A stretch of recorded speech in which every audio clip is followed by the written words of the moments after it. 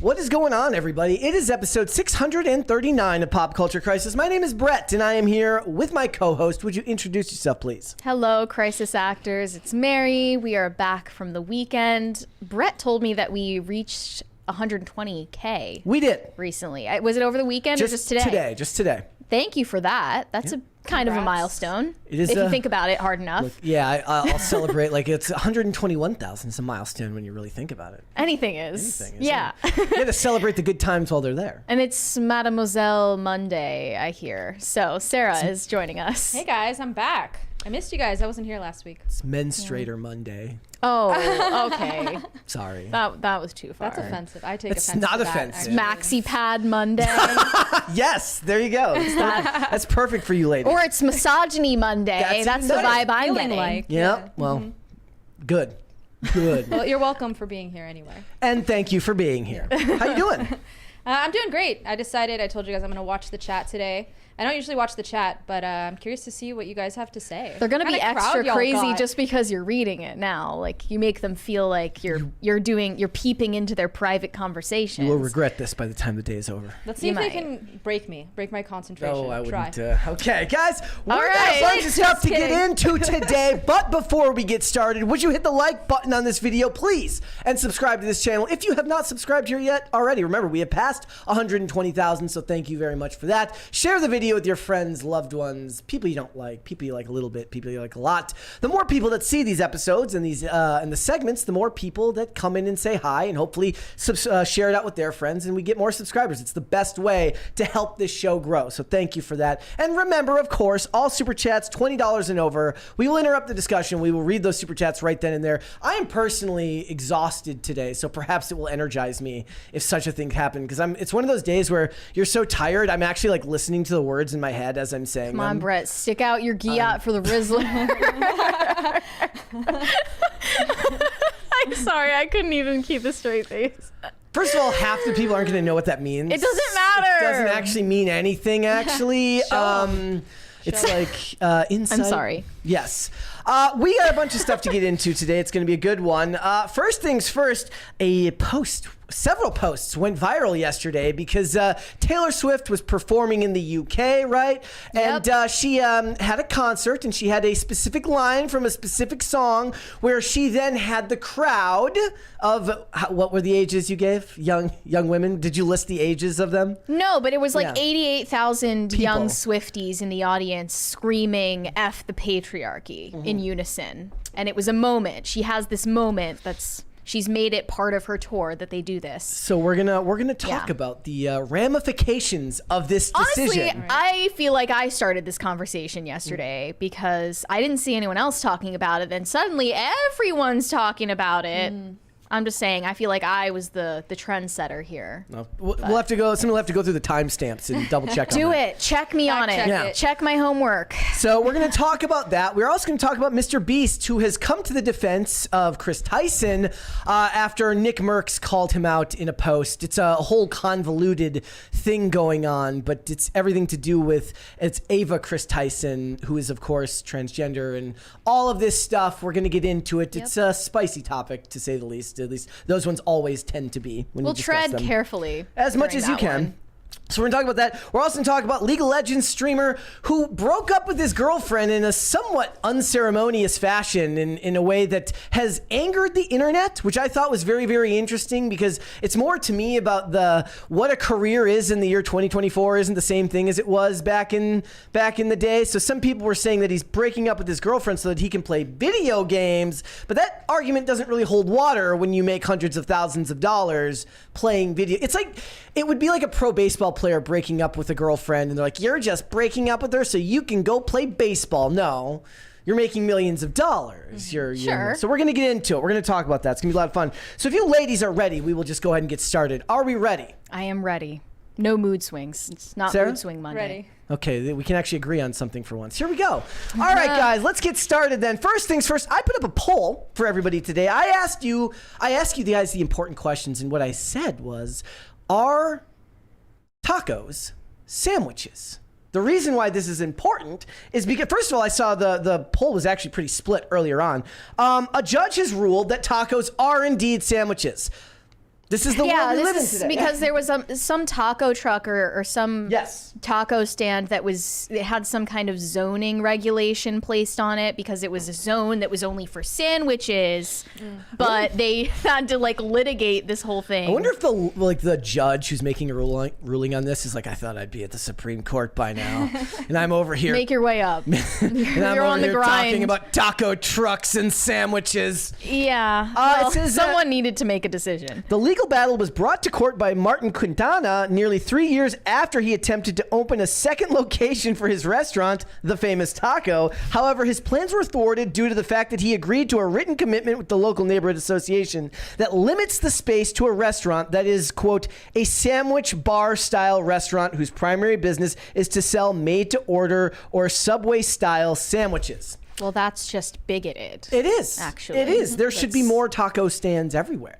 But that doesn't mean I think it's a sandwich. I think that you should just not regulate where a business can, be in like some weird zone for only sandwiches. How very libertarian of Mary on this one. I mean, it's clearly not a sandwich, right?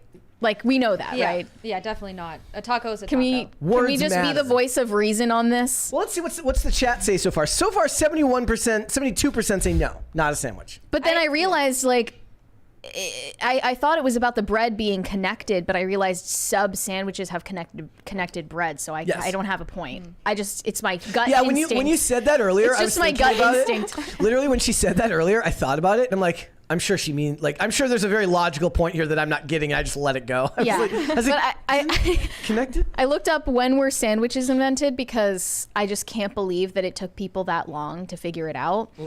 The concept of placing food between two slices of bread is thousands of years old, but the most widely credited inventor of the sandwich is John Montagu, the 4th Earl of Sandwich, an English nobleman and gambler.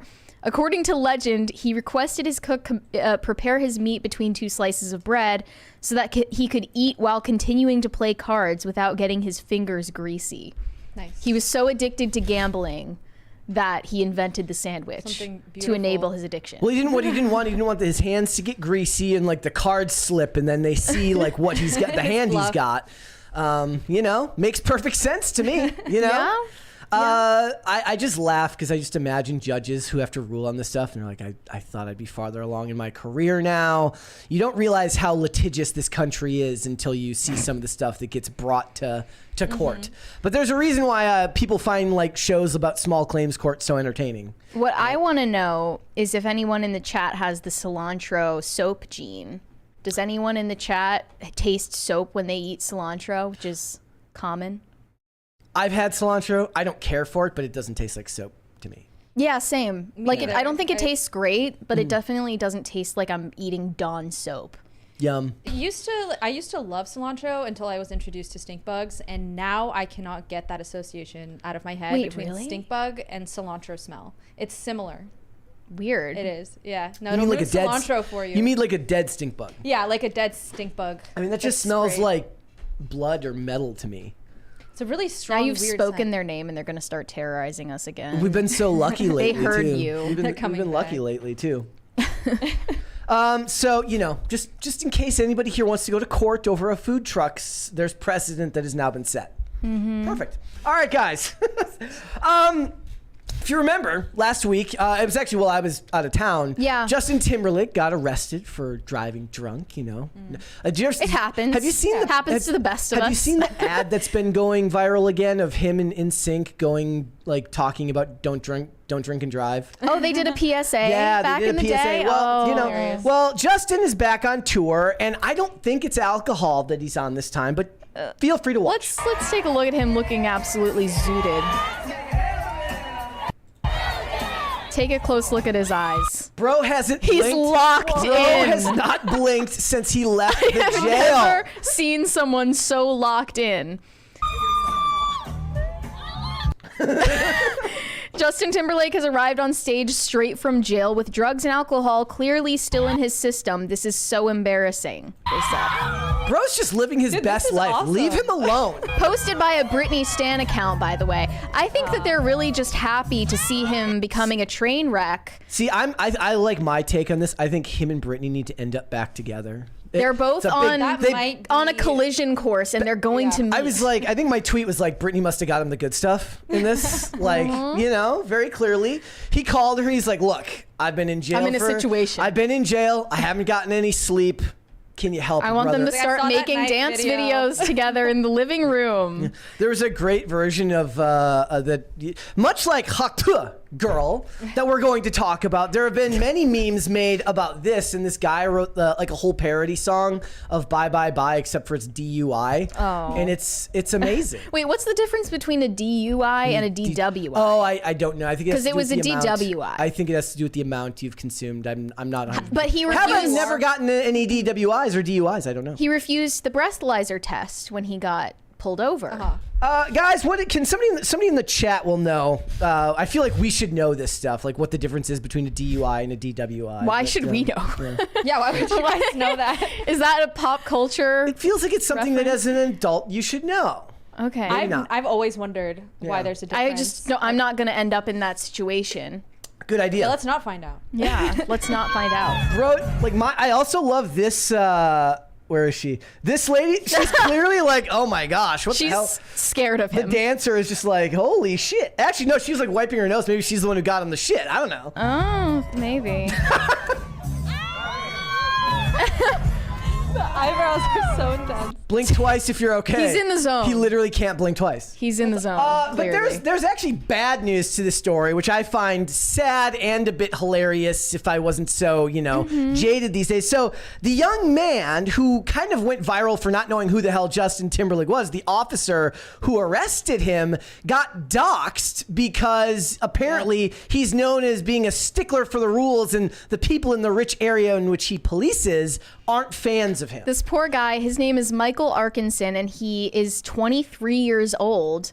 He had never heard of Justin Timberlake, and with just 3 months in the force, he has earned a reputation among Sag Harbor's wealthy residents with nicknames like the Sag Harbor Nazi and the Little Red-Headed Dipshit for his strict enforcement of traffic laws. What is it when you're used to special treatment, being treated as an equal feels like oppression? Yeah, yeah, and clearly this is anti-ginger bigotry It is going on. Absolutely. I also saw there were some great photoshops that give him a smile in the photo, and he looks absolutely insane because of how glassy his eyes are. Yeah, everyone was posting that and saying people when they tell you their eyes are blue. Yes. Like, it's very... Again, I think people are kind of blowing this a little bit out of proportion. Dude had a bad day, and the idea of a musician doing drugs before a show, holy crap, that's crazy. Was he on his way to the show? No. He was. So I saw this other article that was written that said that apparently somebody at the bar or the hotel where he was at called the cops and warned that he might drive drunk because they could tell that he was a mess. That's messed up. A writer from the area who identifies himself as Spencer recounted an unpleasant encounter with the little red-headed dipshit. He said, "I was surprised when he pulled me over. It was off season and no one was around. It was a dickhead move. I felt like he pulled me over just for the sake of doing it." He was pulled over for looking at his cell phone while driving. But he says he was using on a speakerphone. phone call. Yeah, he said he told me I should have been using Bluetooth instead of holding his phone up. I thought he would give me a break. It really interrupted my workout and lunch plans. I think Justin Timberlake was just a victim of over-aggressive Sag Harbor police. They make TV shows about police officers like this who start out all idealistic and then get beat down by the system. Literally. You know? I mean, people get DUIs all the time. Yep. It happens all the time. What I want to know is why Justin Timberlake was driving himself around in the first place. Right. Like, you can just hire a chauffeur. It's not that hard. Like they're like, get an Uber. I'm like, he doesn't need an Uber. He can get like a limo. He's if he doing needs. fine with that Just buy a whole Trolls limo company. paycheck. Oh, that was like the worst of the articles. It said Troll star Justin Timberlake gets a DUI. I mean, yeah, that's what Gen Z and Gen Alpha knows him for now. Yeah, a lot of people thought it was rude how like when they were doing the Donald Sutherland tributes, it said like Hunger Games star Donald Sutherland, and they're like, oh, come on, dude. I mean, I know that Justin Timberlake wasn't my generation, but I am genuinely surprised a 23-year-old would have never heard of him before. I know it doesn't sound realistic, but Or he might have just been trying to take Justin down a peg and be Maybe. like, I don't know who you are. He's a Britney fan. maybe he Yeah, comes he's a Britney stan, actually. He was trying to He was keeps a trying to picture of her in his Justin hat. shoot him down. Like on the inside of his plate carrier, it's just a picture of Britney Spears. I know it. Yeah. All right. So Justin, you know, it's not going to ruin the tour. Just get back on track. It's going He's to in be his fine. train wreck era. He is. All right, guys. So if you were on the internet at all in the last week, you have heard about this woman, Tuah. That's the best way to say it. That's how she says it in the clip. Went as viral as you can go, and as far as I'm concerned, this is exactly what the internet is for. It's to turn random people into internet celebrities.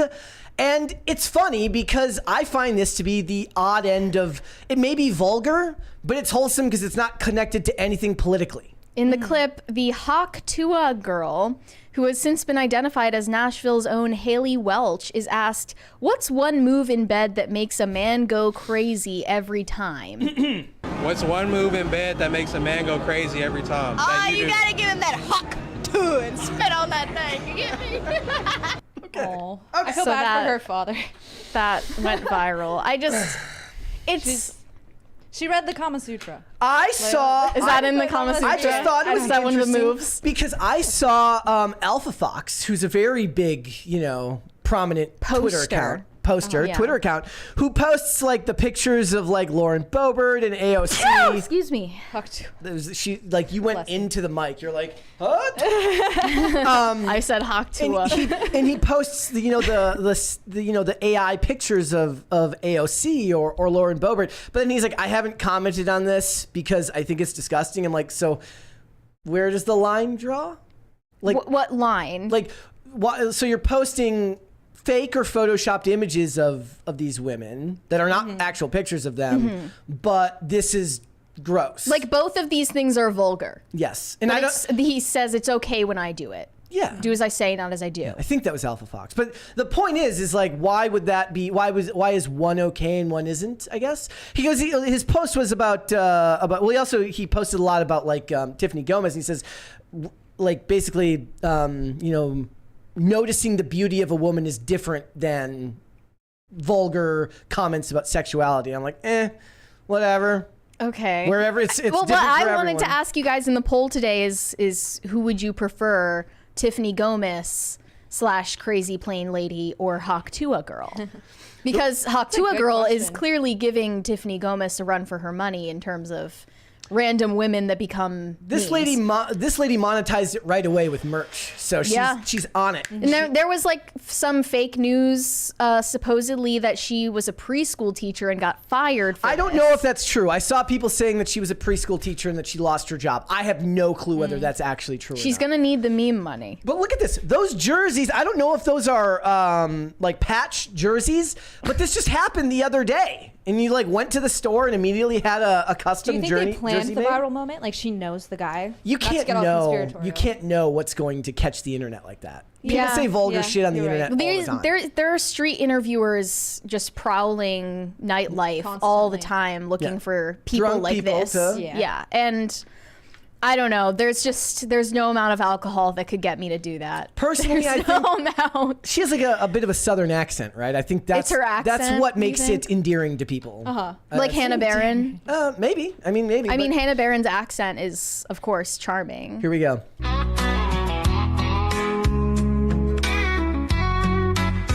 Underneath the moonlight, with stars shining bright, she went home to her, spat on that thing. What a pretty sight. She polished my knob good.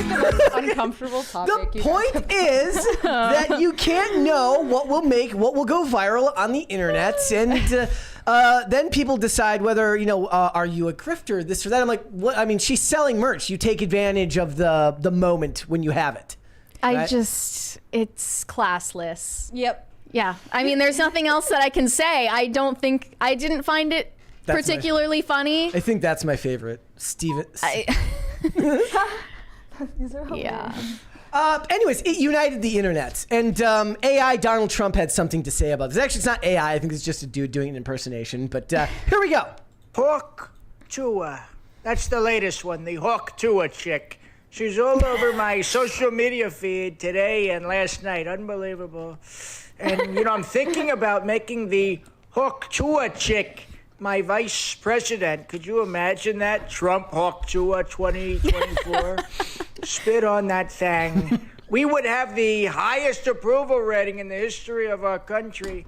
99.999999% of men would vote for me. And the Hawk Tuah chick, and I think even the women would vote too. All the women, because they secretly like the Hawk Tuah, even though they don't like to talk about it. But I think it's a great decision if I do make her my vice presidential candidate. We'll have to wait till Thursday. That's when the debate is, right? Like, undeniably, all of the memes that were made about it after the fact were funnier than the original video. Well, yeah, that's why the internet is amazing. But people ruin memes these days. Like, you can never just let a viral clip be just what it is. You have to go and dox the person, and you have to find the context and the backstory, and then like ruin their life. Yeah, like when they went to Tiffany Gomez's home and doxed her. Right, Yeah. like you just have to ruin the moment like that. Yep. And then people write think pieces and they have like serious discussions. They're like, so, what do you think What it does it says say about the what current does it sexual say? marketplace? Yeah. Like, what does it say about the country when the things that we're promoting are things like Hawk Tuah chick, right? It's deep. It's very deep. At least she's an adult. There you go. That's the least we can hope for at this point. I saw a little girl rapping to Sexy Red lyrics, so at least it was an adult in this one. So, okay. So, we're going to be talking about Taylor Swift later, but there's also Lana news, is there not? Yeah, Lana did a collab with another internet meme personality, the Walmart Yodeling Kid. You guys remember this guy? Yeah. He was like 10 years old. How long ago is this? Oh, probably at least a few years at this point. Okay. He was in So Walmart. in internet years, a lifetime. His like grandma would take him to Walmart to like busk inside the Walmart, and he was really good at was an yodeling. incredible For what it's yodeler. worth, he was good at what he does, and he became known as the Lil Hank. I have no Hank idea. Williams? Yeah, he was known as Lil Hank Williams. So Lana performed with him. Yeah, Can we play this she clip? brought him on stage. Here we go.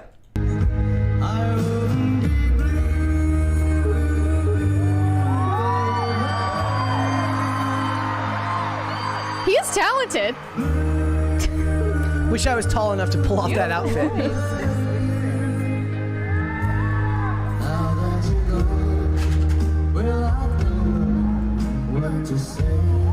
No chemistry though. I just sent you the original video for us to Okay. watch. All right. That was. He's not really You said no cute chemistry. anymore. No chemistry between the two. I didn't know. He They look is like siblings. He is talented though. Yeah, he's. I don't know what I do. All I do is say, You don't remember this, Brett? Don't remember this. Where do you put the money? Is there like a jar? This has to be a Walmart in West Virginia, right? Or like Texas, maybe. The little boots. He's so cute. It's really cute. He's not cute anymore, but he's still I talented. can't stand the like slightly to the right framing of the shot. It's driving me nuts. The cinematographer in it's you horribly, is it's horribly recoiling. framed. He's trying her best. That's my critique of this. Is the shot is horribly framed. Tell Granny. I'm that. gonna yell at her. Take notes. I'm gonna If yell she's at her. still around. But imagine you're just like trying to buy some paper towels. And this kid is. Excuse me. To grab something right there. I mean, if that was, nowadays he would just be hired by Walmart after it went viral. He has the voice of an make angel. to make an ad. Yeah, he Right? performed at Coachella that year. Like he was an instant star. All right. Wholesome. You're going to have to tell everybody what's going on with Kylie, right? Because apparently she's Yeah. responsible for the fact that every woman in the world is self-conscious. Yeah, in a recent episode of The Kardashians, you can see Kylie Jenner bursting into tears over people's nasty comments about her appearance. And she revealed that she's gone through this whole journey of getting the fillers in her face dissolved and trying to undo all of the changes that she made to her appearance over the years. And in response to that clip, a lot of women said that she doesn't deserve any sympathy because she is to blame. She is solely to blame for all of the self-esteem issues of an entire generation of women, essentially. All of them. And I really just don't think that that's fair. Like, I'm willing to trash Kardashian Jenners for all day, but that just seems crazy to me because she clearly got all of those changes made to her appearance in the first place because of the culture in which she was raised. If anything, you could blame Kim for that, right? No, you don't blame any of them for that because you're responsible for your own actions and your Well, own sure. media, in your own media I just sent you the link to the video of her crying. Okay. All right. We can hear in her own words. Just like I hear nasty things about myself all the time. What is it about these particular headlines that's making you feel vulnerable? I don't think it's this particular headline that makes me feel vulnerable or hits me harder. I think it's just after 10 years of hearing about it, 10 plus years, it just gets exhausting. I'm kind of like so numb to people talking about my looks at this point, and I just want to know why on the internet no one says anything or think that it's okay. Well, I think that's a general thing with our family. We're dehumanized. Like, they don't think that there's any rules with us, whereas like if you talked the same way you do about us about any other woman, people would come to their defense all day long. But for some reason with us, it's like they don't think we have any feelings.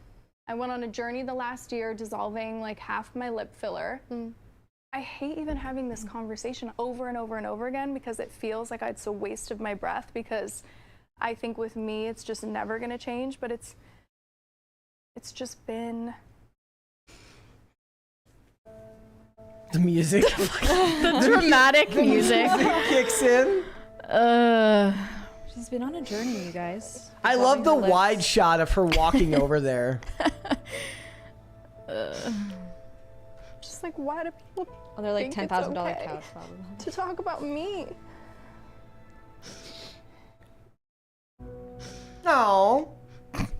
Okay. I can't take it seriously because it's a reality TV show, but Again, there's an interstitial shot of her walking over there, which means that this was at least a 2-camera setup, and they're just like, they're good actors. They can act. with her saying, why do people think it's okay to talk about me?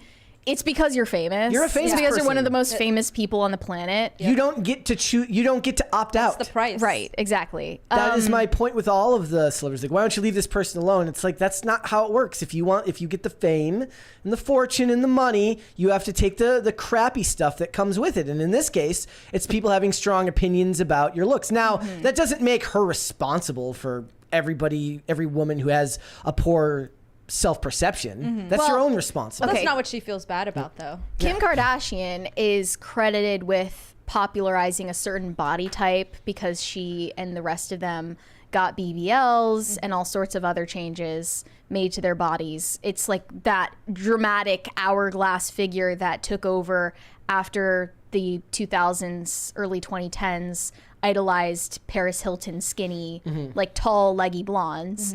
So I understand why she is pretty much equated with that look. But do you guys remember the Kylie Jenner lip challenge? No.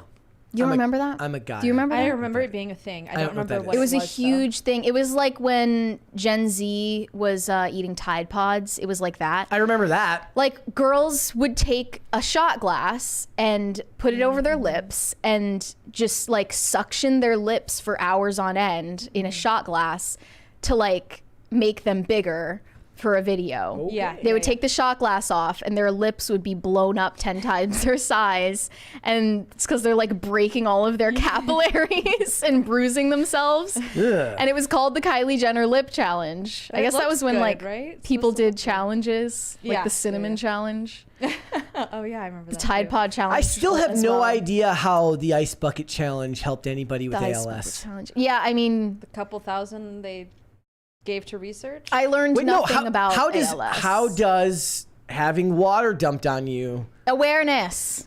awareness? Hashtag Yeah. activism. Yeah, You ever heard of hashtag it? activism. But yeah, in response to Kylie's statement here, one person said, you flaunted unattainable beauty standards to a whole ass generation of young people, and now you're crying. Girl, please. And that was the general sentiment under that post. Another one said maybe if her and her family didn't spend decades perpetuating unrealistic beauty standards, she wouldn't have these issues. Another one said, girl, it's your fault that you literally destroyed your face, and instead of looking like you're in your 20s, you look 35. I don't feel sorry for her. Blah, blah, blah. Most people are not feeling sorry for her in this moment. I mean, they're not going to get any sympathy, but that does not make her responsible for the fact that other people have self-esteem issues. She honestly, I'm just going to say, I think it should be illegal for minors to get plastic surgery, period, or fillers or anything like that, because they don't understand the consequences of what they're doing, and they have their parents sign off on it. Like, she started this plastic surgery journey at what, 15? And that's when she started getting lip fillers to the point where it just looked ridiculous and ruined her face. And it created a trend that millions of people followed. Yeah, it is really weird that they should be illegal. That they allow minors to do that. Right? Yeah. Outside of something what's the cutoff age? It's crazy. I mean, there probably isn't as long like as the fact that a 16-year-old can get a rhinoplasty with their parents' signature is crazy to me. Yeah, and your body's still growing and changing at that age. You don't even know what you're going to look like. Right. You can totally like become deformed, or so there's like a weird alternate timeline where she actually like looked really, really pretty, but without all the plastic surgery, and we'll never know about it. Possibly. I thought she was cuter before. Get Dr. Strange on the case. Yeah. Simpson. Yeah, but I mean, for the crime of being an insecure teenager, Kylie is now being blamed for all the insecurities of every other insecure teenager. I mean, there's like every teenager has self-esteem issues, I'm pretty sure. There's an infinite number of things that fall into the category of affecting how women see themselves in everyday life. But I thought body positivity was supposed to combat that, or did that just get co-opted by fat people? Yeah, you have to accept exactly obesity. Yeah. Like everything else is off the table. You can go to Target now. There isn't a single normal-looking model on the walls of Target. Yeah, it's weird. It's almost like the extreme reaction to all the plastic surgery and like looking perfect. It depends on what you mean by normal. Because I mean, when you look around in public, that is normal. You shouldn't go out of your way to normalize it. I said normal looking model, not normal looking person. Yeah. But around the same time that this went viral, I also saw some quotes from a recent interview with Kim Kardashian talking about her burgeoning acting career. She made jokes about playing more emotive roles in future acting projects, saying, I feel like you need less Botox for more emotion, and I do not have that. How am I going to be scared? How am I going to cry? I appreciate the self-awareness. Funny, yeah. It's funny because there's an actress named Lauren Holly who used to be very good, and no facial expressions anymore because she has done so much work on her face that it doesn't move when she's trying to emote. It's actually really, really interesting. So she's not wrong. And you can't cast someone with Instagram face in a period piece. It doesn't make sense. I mean, you can't. Hollywood doesn't care. They will. You can. It just takes you out of the story, obviously. And she also said she has 10 more years left to look good.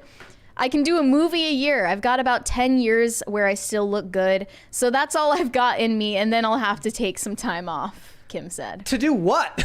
I mean, she's in this legal drama soon, and then she was also in American Horror Story. I'm saying time off to do what? Like, what will she do in her time off? Well, I don't know. I guess that's when she plans to retire, when she stops being hot. No, what it is then, after 10 years, she makes movies about plastic surgery, and then she's perfectly cast. She can produce movies about plastic surgery and cast herself. You know, we were talking about fillers a lot last week, and off air, we actually got into a more interesting conversation about it because women seem to think that they need to get all of these procedures done in order to be attractive to men.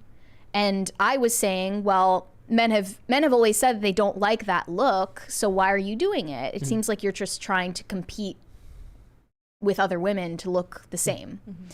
But you said, like, obviously women are going to imbibe this message that they have to look like Kylie Jenner, Kim Kardashian, or all these other influencers because, you know, that's what women look like in porn. That's what women look like on social media. That's all of the Instagram hoes that all the men are following look like that.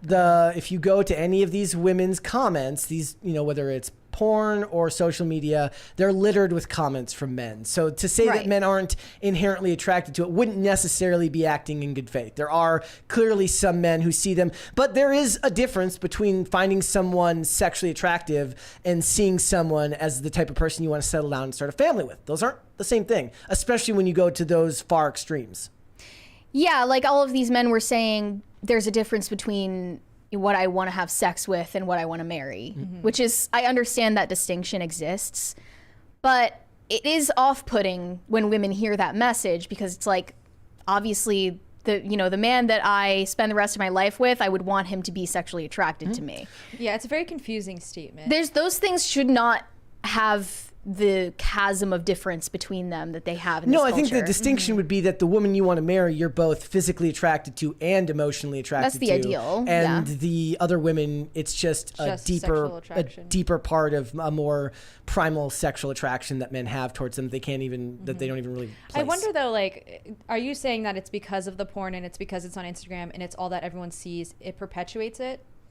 Because I feel like if before social media you put two girls in front of a guy, one is naturally beautiful, one is, she's hot, but she's like head to toe in makeup, blue eyeshadow. I feel like normally a guy would naturally tend towards the more naturally beautiful woman, but because we've just day in and day out, we see Kylie Jenner, we see the Kardashians. So like men's minds are being trained now to be more sexually attracted to that. Well, whether women these days want to admit it to themselves or not, they're going to collectively conform to what they think men want. And if you look at social media and see what men want on platforms like that, it's going to be a fake look. And I wouldn't blame them for going to that conclusion. And I mean, the women who are promoting it more, like, they're not going to follow those types of women because they're probably creating content that has nothing to do with stuff that they're actually interested in. It just seems like there's a massive Madonna whore complex in society today. Yeah. But that's a whole other conversation. You gotta get yourself right, and for the men, it would be a good idea to not focus on that so much. Yeah. All right. Cringe or cute of the day? Sarah, you decide. Let's start with cute. Cute? You can do that first. Cool. All right. First things first. This is from Tenzappa. It says, Ludwig strolling with one of his lady friends at the park and then cooling off in the fountain. Oh, so he's a ladies' man. Okay. Aww. Cute. Wait, wide shot. That's amazing. Oh, that's beautiful. That is a... That's like my favorite part of it. Is that allowed? I like the American flag hanging in the background too. He's about to take off. All right. Let's do one more then. This one is from Rachel O'Connell. It says, cute little baby frostback geese enjoying the taste of freedom. Not my pets. In fact, don't try to pet these. They don't like it. That is true. We accept Canadian geese. Aww. So peaceful. Where I used to, the last apartment that I had in Minnesota was like built on a marsh. There used to be a marsh, so the geese just live there. Oh. All the time. That doesn't sound pleasant. They're like mean, kind of. They can be aggressive. Yeah. If you get too close, absolutely. Yeah. All right. Let's go ahead and do Cringe of the Day. Mary told me not to watch this one beforehand, so let's... which made me very excited. It's bad. It says, people caught on video. It's the name of the account. Here we go. Did you just put a cigarette into his mouth? That's... Oh, it's the video, if that's okay. I'm not judging. You're both consenting adults. Oh, yeah. Can I please capture what your... you do in the privacy of your own home is your business. Interactions. Thank you. Very kind of you. I wish everyone was as cool as this. The viewers will be wondering, what is going on? What is going on? This is a world of female supremacy. Female supremacy? Yeah. So they know that women are in charge and women are here to rule. So as the beta male... Beta male? Are you a beta male? Okay, as the beta... A beta male is basically a male that wasn't really born to be a man. As you can see, that's why she's in a pretty frilly dress. Like, I know what she was saying was awful, but her accent made it so much worse. Female supremacy. Supremacy. Oh. That was awful. Men used to go to war. Yeah, they did. All right. Now they're living ashtrays. That was, and then oddly enough, she calls him a she at the end. So, yeah, she's emasculating so him. oddly enough, she's actually saying that women aren't the superior ones by using the female pronoun in a derogatory term. If you think about it. So deep think pieces about female supremacy. All right, time to get into it. What the hell is Taylor Swift doing to piss everyone off today? Yeah, Taylor Swift just had a concert in London where she led an audience of about 88,000 fans scream the line "F the patriarchy" in the middle of her song All Too Well. And I reposted this video and I said, "Lady, you are a billionaire. Get your head checked," because I'm sorry, in a patriarchal world, would we really see some woman as successful as Taylor Swift thriving like we do? That doesn't make sense to me just on its face. But, you know, this kind of exploded. A bunch of people joined in the conversation and, you know, predictably, conservatives found a new opportunity to rag on Taylor Swift and the Swifties. And I guess that they're saying you can't be a Swiftie and conservative at the same time because she is promoting feminism to her audience in a very palpable way. Let's look at the video, though. Okay, here we go. Just in full context, okay? Because she's not leading a chant or anything. It's in the middle of her song. Okay, here we go.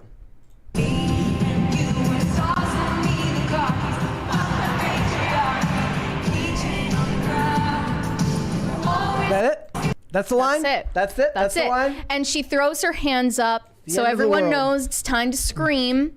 And they're not just singing along to the song, okay? This is what got to me. Okay. All of these Swifties were saying, well, you don't know the context is that this is actually a song lyric about a keychain that says F the patriarchy on it. And it's just a funny, silly little line. But I just think that's really obtuse because clearly Taylor has chosen to make this a special moment. She curates these moments in her tour that are special for her fans, and they know that it's coming up. They were all prepared for it, and they are screaming that specific line, that specific phrase, because they agree with the message of that phrase, not because it's a silly line that they find funny. I mean, that depends. They actually believe that they live in a patriarchy. I would imagine that most of the older fans do, 110%. The younger ones, I'm guessing, either don't know what that word means yet. Well, they do now. They do now. Which is why that's so damaging. Yeah. I responded and said, I have seen plenty of cute videos of dads who bring their daughters to Taylor Swift concerts. They're bonding. I get that. But after seeing this, I don't know, man. About the younger fans. Like, should a child be brought to this concert to hear and scream a phrase like that? Because it is ideological, no matter what way you swing it. It's an ideological statement, and that's the reason why it's special for the fans to scream that line. It's the dad's job to then counter it and explain to her where she's. It's not society's job to ban these kids from going to this concert. It's the responsibility of good parents to then say, this is where she's right. This is where she's wrong. This is how we agree to disagree. But like, if you're one of these dads and your daughter is this huge Swiftie, because that's just what's happening in the culture right now, should you really be exposing your daughter to that type of language? They likely don't know what's going on. That's the problem. It's not like they're listening to the lyrics ahead of time to... That's the problem, though, is that, you know, they're not aware of these things. And this is how an idea like that gets promulgated through the culture, not through a bunch of, you know, people in academia. That's where it came from. Well, it gets to that point later. Goes through the pipeline down to the culture. And I just think that's kind of sinister. What do you think radicalizes people more, university or stuff like this? Pop culture. Think so? Yeah. 100%. I don't even think that people these days, like, there's a lot of talk of like, don't send your daughters to college. You're gonna become blue-haired feminists, SJWs. But they were likely already thinking that way because they were exposed to it on social media before they even got to college. That's the point. They're primed for it, and then they get radicalized maybe later on. But this is like an example of exactly where that starts. And some of the reactions to this were saying, you know, it's so cool that she was screaming F the patriarchy in front of Prince William and his children. That it's like, you know, the English monarchy is a representation of the patriarchal system in which we all live. One person said Taylor really led a whole stadium in screaming F the patriarchy in front of 1, but 2 future kings of England. I simply have no choice but to respect that. And they thought that that was really revolutionary for her because there's no difference between monarchy and patriarchy, apparently. I mean, I wonder what percentage of our audience are radicalized by stuff like this. I think that we also end up in a little bit of our own type of ideological echo chamber where we take all this stuff very, very seriously, and that there's still at least a portion of the audience that doesn't look at it that deeply. Maybe, certainly she would be an example of someone who, more than others, seems to get people really, really invested in what she has to say. Right. But I kind of feel like with most movies and television that it's usually not that deep. But obviously here is a very good example of somebody who does get her fans to hang on every word. I mean, yesterday we were talking about that episode of New Amsterdam that's trying to convince boomers watching network television that racism causes cancer. Or at least in this case, That's really where these ideas start.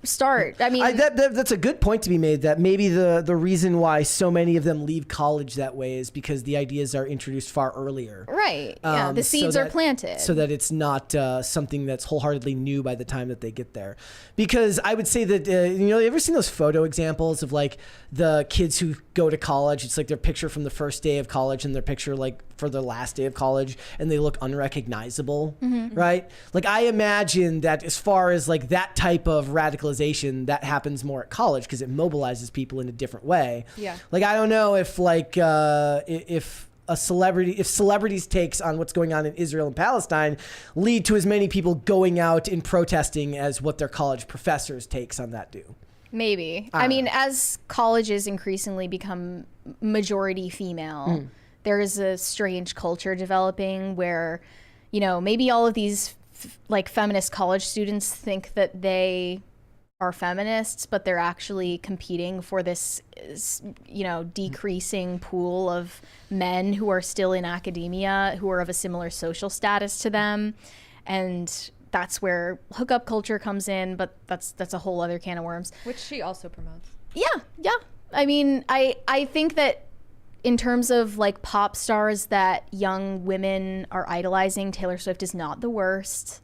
I mean, there are literal like CIA plants like Sexy Red out there that are much worse than her and much more vulgar and much more on the nose. Isn't that what makes it almost like more sinister though? She's like a Trojan horse. Kind of disguised as something wholesome when this is what's going on at her concerts. And this is just what goes viral from those concerts. Because, and all of her music is about breakups and turmoil with men, and then she stands up and yells F the patriarchy.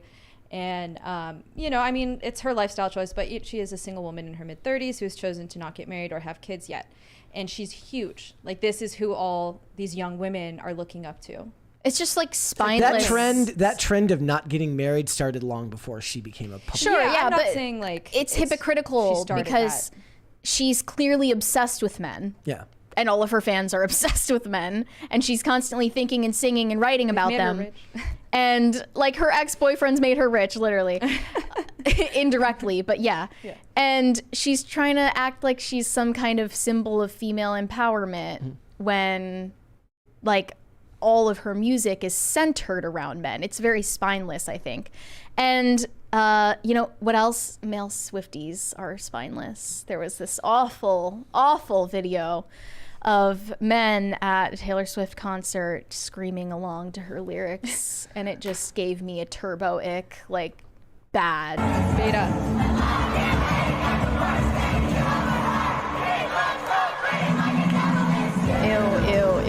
Ew. Like when I saw that, I was icked.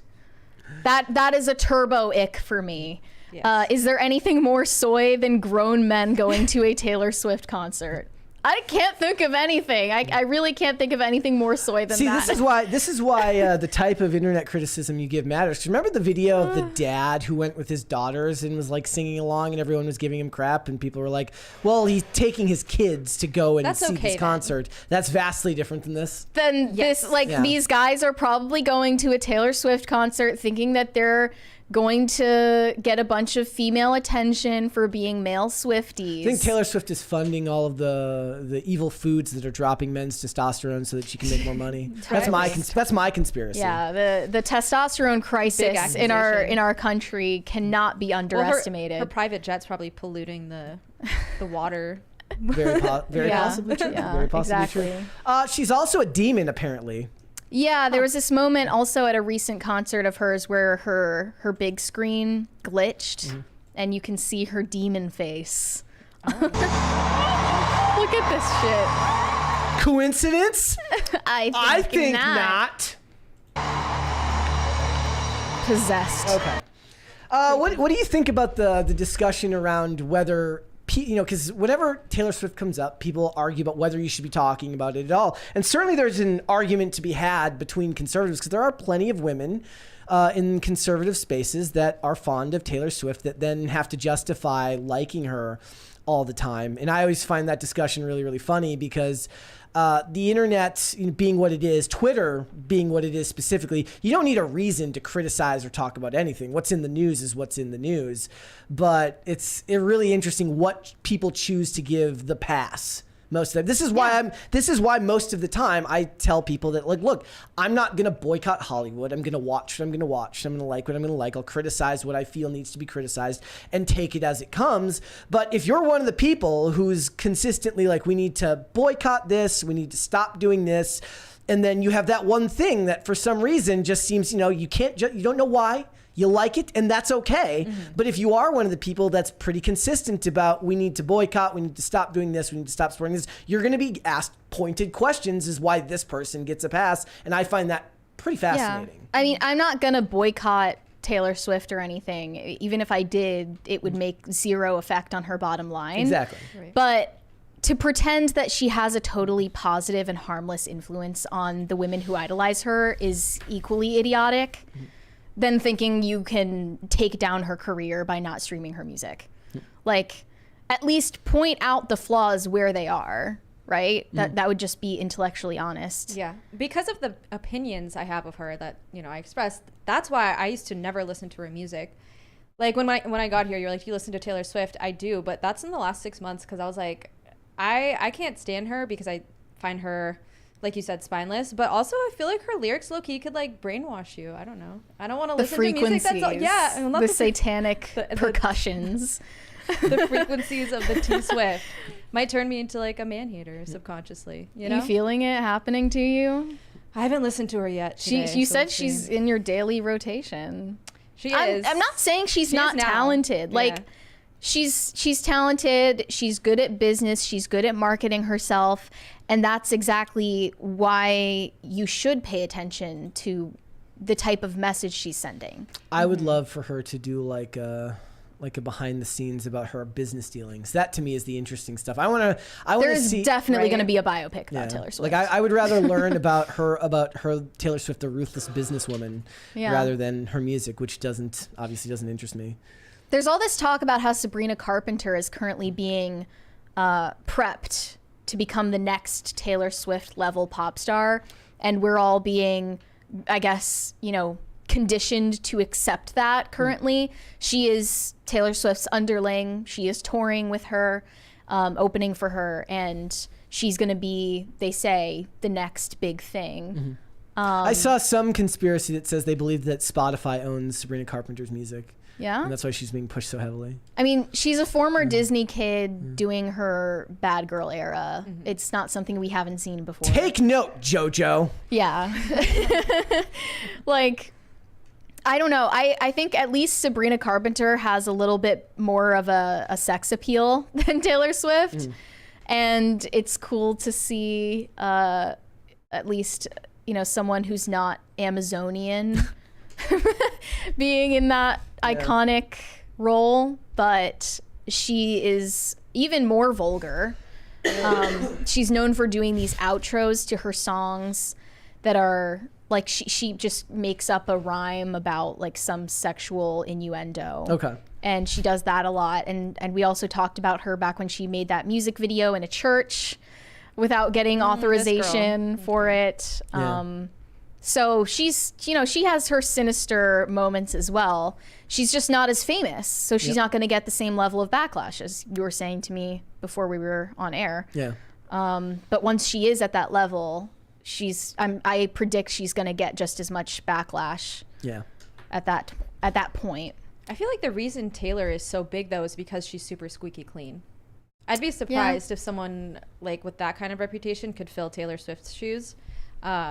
I feel like you need someone that where like parents would be 100% on board with them. Yeah, but the reason that the parents are getting on board is because the more sinister elements of her music are not as obvious. Like she's not twerking. She's not, for the most part, cursing in her music. She's not singing vulgar lyrics about sex. So parents just think, well, this is appropriate, but they don't look any further than that. And that's on them. Like, you should be doing your homework on who your kids idolize, but I guess, you know, at least they're not watching Twitch streamers or something like that. The Hawk Tuah girl. The Hawk Tuah girl. All right, let's go to Super Chats. Shane H. Wilder said, happy Mademoiselle Monday, Brett, Mary, and Sarah. Brett, watch the OG Angels in the Outfield. Sarah, thanks for the coffee. Mary, I'm glad I wasn't one-ish posting about Swift and Swifties on Sunday. I did learn that apparently the Disney classic Angels in the Outfield starring Danny Glover was a remake from a movie made in 1951. Wow. Yeah. I didn't know that. I've only seen the Disney version. Not about the California Angels, but about the pirates, and apparently much less comedic. So I might have to go and I also did not know that they made sequels to Angels in the Outfield. They made Angels in the End Zone, a football version. Oh my goodness. Wow. And another, like in Angels in the Outfield 2 or something like that. So I was unaware. Apparently Christopher Lloyd was in 2 of them, and in the original and one of the other ones, and I didn't know any of this existed. But I might have to check out like the 1951. Because they didn't make a hockey one. That's why. Yes, exactly. Well, I mean, it's like Air Bud, and then they made like Air Bud baseball and Air Bud basketball. He played every sport. Yeah, he did. He really did. Can you imagine being that coach on the opposite team? It's just like, you know, you're losing to a golden retriever. It's just awful. Shane H. Wilder said, Diablo sauce shortage in Central Texas. Send help. Hate it when that happens. How does that happen? That's crazy. Corey Anderson said, Wyoming is the most beautiful state in the U.S. If you love God, love the country, and want to be surrounded by polite people, Wyoming is the state for you. That was an amazing push. And I do like polite people. Well, isn't that the next state that's getting colonized by Is it? Californians? I hate it. It's basically becoming a California refugee camp. Let's do one more. I just heard that Kanye like started his compound in Wyoming, but Really? I mean, that wasn't so recent. He hasn't been there in a while. Isn't it Jeffree Star? He has a yak farm. Actually, in yeah, Wyoming? Jeffree Star too. Yep. Let's do one more. Corey Anderson said Taylor Swift is a billionaire. She is the patriarchy. I mean, in that Time interview, she said that the patriarchy is about money. And I guess if you can make as much money as possible, you're toppling the patriarchy. She pays all of her truck drivers like She's she gave all of her truck drivers $100,000 bonuses. My guess is most of those are men. So Men make Taylor Swift possible. yeah, they built the stages and Brought stuff to like you that. by men. If you're a Swiftie, you have men to thank for the Eras Tour. Marco said, did you cry when you saw The Lion King? No, I did not. At least I don't think I did. No. I mean, it's more of a millennial thing, right?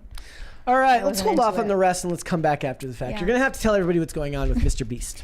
Yeah, we've talked about MrBeast before, and this cast member on his channel, Kris Tyson, a longtime friend of his. And this person came out as transgender a couple of years ago, got a lot of press for it. I had never heard of this person before that happened, but it caused a huge controversy because obviously a lot of children watch MrBeast, and a lot of parents decided to bar their children from watching the channel anymore due to Kris Tyson's presence in the videos. And I understand that you'd got to draw those boundaries. I think it was probably confusing for children to see that happen in real time. But since then, Kris Tyson has, first of all, changed the spelling of Kris with a CH to Kris with a K, and then added a new first name. So this person is now known as Ava Kris Tyson, a MrBeast contributor. Still in MrBeast videos, just not as frequently as he used to be. But recently, I don't know how far I should get into this. A former Twitch streamer called Dr. Disrespect was recently under allegations of pedophilia, if I can even say that word on YouTube. And in response, Nick Merckx posted a video saying, I don't know if I should believe the allegations, you know, something like innocent until proven guilty. We don't know if any of this is true or false. And he just said these accusations are crazy. Ava Kris Tyson reposted part of that video in which Nick Merckx was talking about people with pronouns in bio and captioned it, "Me every time I post on Twitter." Nick Merckx responded to that tweet and said, "You should be ashamed of yourself, leaving behind your wife and child to play pretend. One day you'll wake up and realize what you've done." And after Father's Day, this was especially poignant because it's true. Kris Tyson is a father and, you know, ended up getting a divorce from his wife and transitioned promptly after the fact. And a lot of people said that that was pathetic behavior, and he essentially gave up what a lot of men, you know, really wish they could have, which is this idyllic family life, to go and search for an identity that he found on the internet. And I agree with that sentiment personally. But for the most part, the backlash was about Kris Tyson remaining a, you know, side character, sidekick on the MrBeast channel because he's so popular with kids. And that's, I think, what everyone can get behind. But in response to this, MrBeast defended Kris Tyson, saying Ava is literally always with her kid and doesn't even go on shoots to spend more time with him. Tuckman, the child's name is Tucker, is always smiling. Not sure why this rumor is a thing. And in response to that tweet, Sneeko said, "You're one of the most influential people in the world now, Jimmy. Stop pretending like this perversion is normal. You can literally save thousands of kids' lives." And the general sentiment is just that, you know, this is a bad influence for the kids watching. And the less they are exposed to gender ideology, the better, I would say. Especially, you know, as we were just talking about, parents need to vet what their kids are watching. Is it possible that MrBeast would have possibly said, like, maybe go on less shoots to avoid the backlash? Yeah, we were talking about it just from a marketing perspective. It's a lose-lose for MrBeast. Right, like, because he has to come out and support or he's going to get canceled. But at the same time, he's going to be losing a huge portion of his audience if parents decide that they're not okay with this. So he was between a rock and a hard place and decided to toe the line. He decided to be supportive of this new identity that his friend took on. And Ava Kris Tyson said, "They just want to villainize trans people. When they realize and accept that I'm in his life, arguably more than most parents are able to be, they'll say I'll ruin him or far worse things. They don't actually care. They want to move the goalposts so they can go, see, trans people are bad." But I think most people were just saying, like, your kid needs a father figure and you've just taken that away from your kid. And more than that, I remember Kris Tyson posting a video of his child as a 2-year-old or 3-year-old wearing, like, with high heels strapped on his feet. And he captioned it like, "Tucker is slaying," or some shit like that. Like, clearly you are trying to push something. And that was just very nefarious. Because he's probably gotten a ton of attention for it. Yeah. So. Like, more attention than he's ever gotten. My theory on the whole thing was that Kris Tyson was, growing his career on the coattails of a male friend of his who is much more influential and successful than him, gave him a complex, and he decided that in order to differentiate himself and feel special and celebrated, that he needed to latch onto some kind of gender identity. And that seems to have worked out. You think stuff like this is going to become even more common, especially in the social media age? I mean, I don't see this. It is. I don't see this It going is. It's away undeniably. anytime soon. It's undeniably already happening. It's been happening for years. But like that was just my like psychoanalysis of what was happening there, because he got some kind of inferiority complex toward MrBeast. It really was like the ultimate lose-lose for MrBeast, who had built a brand that was largely as normie as it could get, and that is it went from normie to perhaps the most hot button culture war issue there is in no time, which gives him no way of pushing back in a way that won't hurt his business. Right. And he's not an ideological person, even if he disagrees with what's going on. Again, I'm going to take him at his word and say that he doesn't, but I'm saying even if he did, he's going to put his business first, and most people would, right? He has hundreds of millions. I think he's now the most subscribed channel on YouTube. I think he passed, what is it? T-Series? T-Series. Oh, okay.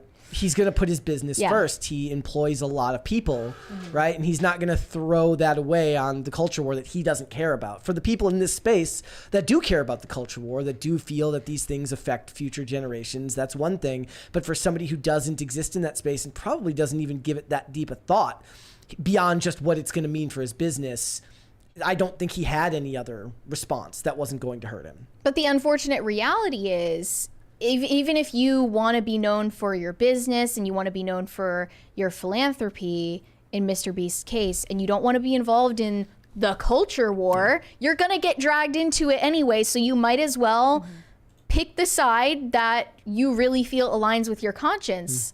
And that's what he did. But I just think it's really disingenuous to say that the internet is dragging Kris Tyson's son into this controversy when, he was the one who decided to publicize this, right? Like he was the one who decided to put his family out there in the public eye and also draw all of this attention to himself when he announced his transition. But now Katie, his ex-wife and the mother of his child, has put out a statement. Katie is really upset with how her and her son are being talked about by other creators, mentions that they are trying to live private lives. She says both her and her son are living happy and healthy lives despite what some creators are claiming. Additionally, she's asking creators to think twice before dragging her kid into online discourse. She also questions if Nick Merckx is setting a good example for kids via bashing others over differences in their views. And Ava Kris Tyson put out a statement saying, trans people can be great parents. Them and their ex-partners can have cordial and healthy co-parenting relationships. And anyone who throws a child into internet drama doesn't give an F about, quote, saving the kids, which is ironic. Yeah. I mean, it's just, I see these horror stories from like anonymous Reddit posts, like women who say they were essentially widowed by husbands who transitioned. Yeah. It's like almost scary. It's terrifying. I would never want to be in that situation. But think about it. If Katie, his ex-wife, ever said anything but the most glowing review of Kris Tyson as a co-parent and as a person, she would get dragged, and her family would get dragged even more than they are. Everyone that isn't, literally everyone is left with a no-win situation here. Right. Except for Kris Tyson. Honestly, it's just emotional terrorism. Yeah. That's what it feels like, is like you're forcing people to comply with your narcissism. Yeah. They have no other choice. The real long-term victims are the kids too, because people on the internet will forget, and they'll move on. But those kids eventually are going to start asking, like, how do I have two moms? Right. You know, like the it's kids are the real confusing victims. for the kid in that family situation and for the kids who are watching this happen on YouTube videos that their parents don't know about. But like the most ironic part of it is that Kris Tyson had a reputation for being edgy and making all of these edgy jokes about like identifying as an attack helicopter, and he had all of these problematic tweets that came out after he transitioned, where he was like using the slur for trans people that I can't say.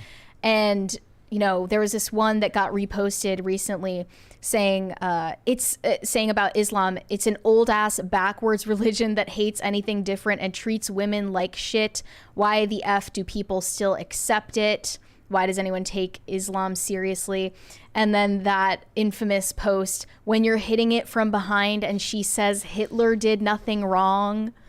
And now you're trying to tone police other people now that it's no longer socially acceptable to have edgy senses of humor. Like, that's, I think, the worst part of it all.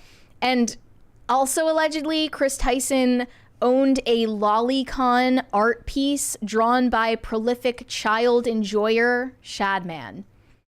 That doesn't really get brought up. No, I mean, I did see people mentioning that in these threads. Yeah, we talked about that originally when Kris Tyson Yep. was in the news, but you know, people forget, and then you just come out as trans and no one can talk about any of your personality flaws anymore. I mean, no one can criticize you. It feels it's the ultimate human shield. It feels that way, right? They found the ultimate way to make sure that nothing you've ever done is brought up against you because the social, social repercussions will be too high. Caitlyn Jenner literally killed people with her car. Nobody talks about it.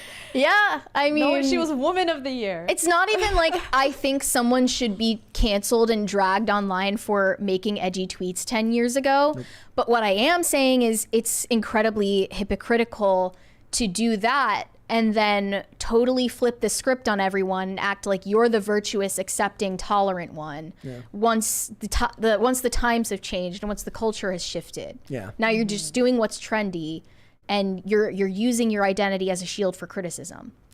And also basically using your kid as a shield from criticism. That's the other part there. That's the other part is that what people are doing is they're pointing out how your decisions may end up affecting your children, but then you're not allowed to talk about it. How dare you bring up my child? Like, okay, you were the one who entered into this culture war conversation. Right, the math isn't mathing. It ain't mathin'. All right, let's go to Super Chats. Shane H. Wilder said, bless you, Mary. Thank you for the belated blessing. Corey Anderson said, nothing the Tuah girl said is wrong or gross. She is obviously intoxicated in the moment and having a good time. Also, she is correct. Guys like that. She's, that's the thing is, will it come back to bite her? Here's the thing. I think a lot of people in this space, whether we're talking about right-wing politics or this aspect of social media, they think that is true. The normies, I don't think that she'll think about this twice. She'll get some internet fame out of it, unless she is, loses her job over something like this. She'll disappear from the public eye, and in 5 years, people will be like, "Whatever happened to that lady?" And it will never be brought up again. I don't think it will have the social repercussions. The N-word girl. That's the N-word girl. But she's attempting to make a career out of that, which is very different than. Yeah. I don't know if that's going to work out for her. Saying the N-word has very different social ramifications than saying Tuah. than making vague, than making charged sexual references. In a cartoonish way. It just, it doesn't. I mean, I wish that we lived in a culture that had some kind of sense of shame or some kind of sense of that should be private. I'm not gonna judge a lady for saying something. She's not the cause, but she's the effect. If she were in a private situation with her friends and she said something like this, fine, say whatever. But this is getting posted for millions of people to see. It's not a good look. Corey Anderson. I just don't think we live in that world anymore, where people outside of the more puritanical right and I guess. Does anybody care outside of this space? Does anybody on the internet who isn't a political commentator that cares about that type of decency, does the regular world, the normies care? I don't think they care. No, they don't. I don't think they Probably care. not. I think if this went viral at her work, unless she's working. But they are affected. Unless she's working, with kids or something like that, I don't see her boss being like, "You're fired," for something. So Maybe that I'm was wrong. fake? Maybe I'm wrong. I mean, I don't know if that was true. I mean, no, because I'm saying that if I would understand that. Yeah. I would understand that. But then the question is, why would she feel comfortable saying that? Because she's out drinking and getting caught doing out in street interviews. Bad idea. Never do a street interview. Never do a street That's what we all learned. There's Yeah. so many people out there saying dumb things. A potential job will never find your one viral clip. I mean, Hopefully, hers they will. But she monetized it right away, so she clearly has an eye for business. Yeah. Corey Anderson said, I hope Lana's middle name is Naomi. Why? I know that her real name is Lanita because she's Latinx, actually. Do one more. Sir Renko Productions said, I think the idea of the ice bucket was that you were suffering for a little bit to empathize with those suffering with ALS, I think. Let's go. Even that explanation is annoying. Well, it's like, the thing is you're supposed to tag other people to do the ALS ice bucket challenge. But if you don't want to do the ice bucket challenge, you're supposed to donate to the whatever nonprofit it was. And then it got to Brett and it stopped. But then nobody donated because they wanted the clout of did not doing do the it. ice bucket challenge. Right. Let's hold off on the rest and we'll come back after the fact. Let's talk Okay. about what's going on with the streamer. Yeah, we talk about highly publicized, messy breakups on this show quite frequently. Love it. The last one was J-Lo and Ben Affleck, but in this case, it's a couple of Twitch streamers who recently broke up publicly, and it's going pretty viral right now. This Twitch streamer is a competitive League of Legends player. He makes hundreds of thousands of dollars a year competitively playing video games for a living, which is the dream job of so many Zoomers out there. And he recently announced that he was breaking up with his fellow Twitch streamer girlfriend, Laura. And here was his announcement. Laura and I broke up. While I could sit here and try for hours to explain the reason why, it all comes down to one simple truth. I'm not ready for a relationship. This guy is 22, by the way. So I don't think there are many 22-year-olds who are super ready for a serious relationship at this point. From the get-go, I told her that my career would be my first priority. She always did everything she could to accommodate that fact, whether it be bringing me food, supporting me after a bad day, encouraging me when I was down, or just being an ear that could listen to all my problems. She was in all ways possible everything I ever wanted. The problem is, however, that relationships are about compromise. Seeing her take steps back in her own life and career in order to support me while I was unwilling and unable to do the same for her is just something that over time took its toll on me mentally. I just came to the realization that the very foundation of what relationships are wasn't something I was able/willing to do, and as a result, made the decision to end things. I won't pretend that I know if I made the right choice or not. The only thing I can say is that I'm eternally grateful for the time and love we shared. At the end of the day, I'd rather live with regretting a choice that I did make than go through life always second-guessing myself. Going forward, I only ask that you show her nothing but support, since she was always the one who gave her all with understanding me and trying to work through everything. Thank you. Now, this is a lot to take in. Because who wrote that statement for him? That's the real question. My goodness. It was from the heart. Does a clearly. 22-year-old jacked up on Mountain Dew write such Out of his eloquently? first 6-month-long relationship. It was 9 months, Okay. but for a 22-year-old, I'm sure that it was life-changing. $20 super chat here from Boosted Yogi says that dude for sure has a roster in his DMs. Most definitely. He does. Most definitely, because he's successful. And everyone misinterpreted this, saying, you just broke up with the girl of your dreams to play video games like a loser? How dare you? Again, it's like I said, it's like telling a pro baseball player he broke up with the girl of his dreams to go play baseball. No, that's Like, not what this is. It's a career for him. It's his job. And It's his- especially at his age, Also, at 22. there's a reason why it's not you, it's me. Is a thing. You're right. It's a thing, right. okay? Exactly. It's a cliche for a reason. It's a cliche, but it is a real thing. And it's also one of those things that I don't think gets explained very well. Like, it's always framed as a bad thing in movies and television, but it is actually something that people feel when they feel guilty about a choice they're making for their own good, what they believe is for their own good. Meaning that the reason why Hollywood and other storytellers don't like that is because it makes it very hard to tell a narrative story about a bad guy when there's actual precedent to be set by the idea that I feel bad about this choice, but I'm still making it. Yeah. I like that he's more like feels worse about this than Kris Tyson does. Right? Yeah. Like, at least Kris Tyson was just like, oops. Yeah. This guy writes like a whole novel apologizing. You know, it's surprisingly emotionally mature for someone at 22 to understand that they can't make a compromise for a relationship and that they needed to end it. He clearly really cares about this person. Yeah, it didn't seem like it was cold-hearted, and it definitely didn't seem like he was like being a loser and choosing Mountain Dew and Doritos over a girl. It seems more like this was a misprioritization for her. And that's what really stung for a lot of women to see, is that she like dedicated her whole life for a while to serving his needs and essentially became a stay-at-home house girlfriend for him to allow him to dedicate himself to his career. And then he was like, bye, bitch. Not like that, but he was like... Well, that's the point. He didn't do that. He didn't just, you know, pump and dump. Yes, I know. He's not, he wasn't saying it in like a heartless way, but that's what it seemed like to a lot of people from the outside. Yeah. The worst part is that this girl tattooed his name on her chest merely months before they broke up. You can see. Maybe, honestly, that's probably what freaked him out. That's you think low-key, he's like, bruh, I'm not marrying you. Like, get that shit off. Happy 3-month anniversary. No, this is like, if she's like wide-eyed, like, look what I did, and he's like, look at the. I gotta go. Pull up the tweet. Yeah, well, it's in the.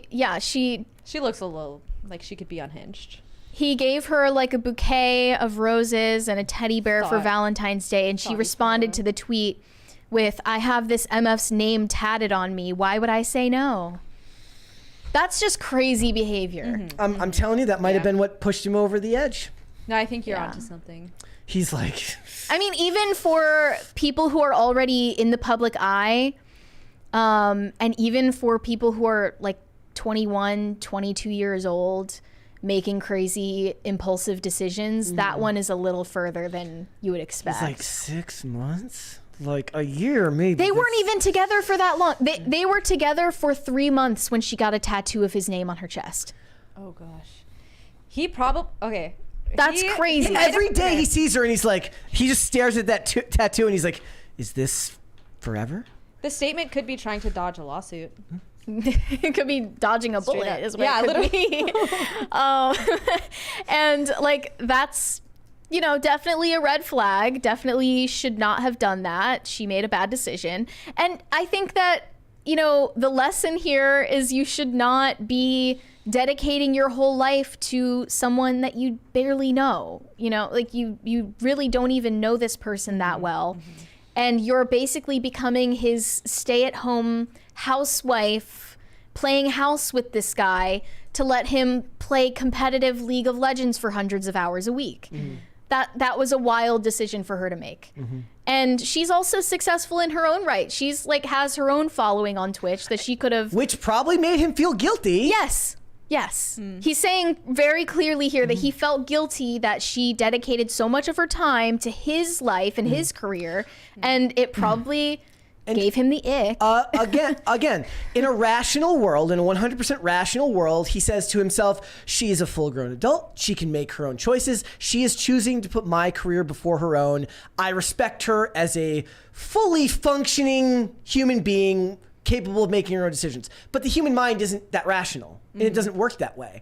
And so likely he's like, look, she's getting tattoos about me. She's not working anymore.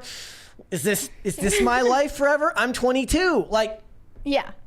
They would freak out almost any guy I'm his looking age. at her Twitter and it's pretty wild. She's saying like she had an abortion and yeah, gets a ton of hate. We'll get into that. Okay, But she was distraught on stream when explaining how things happened and doesn't see them getting back together.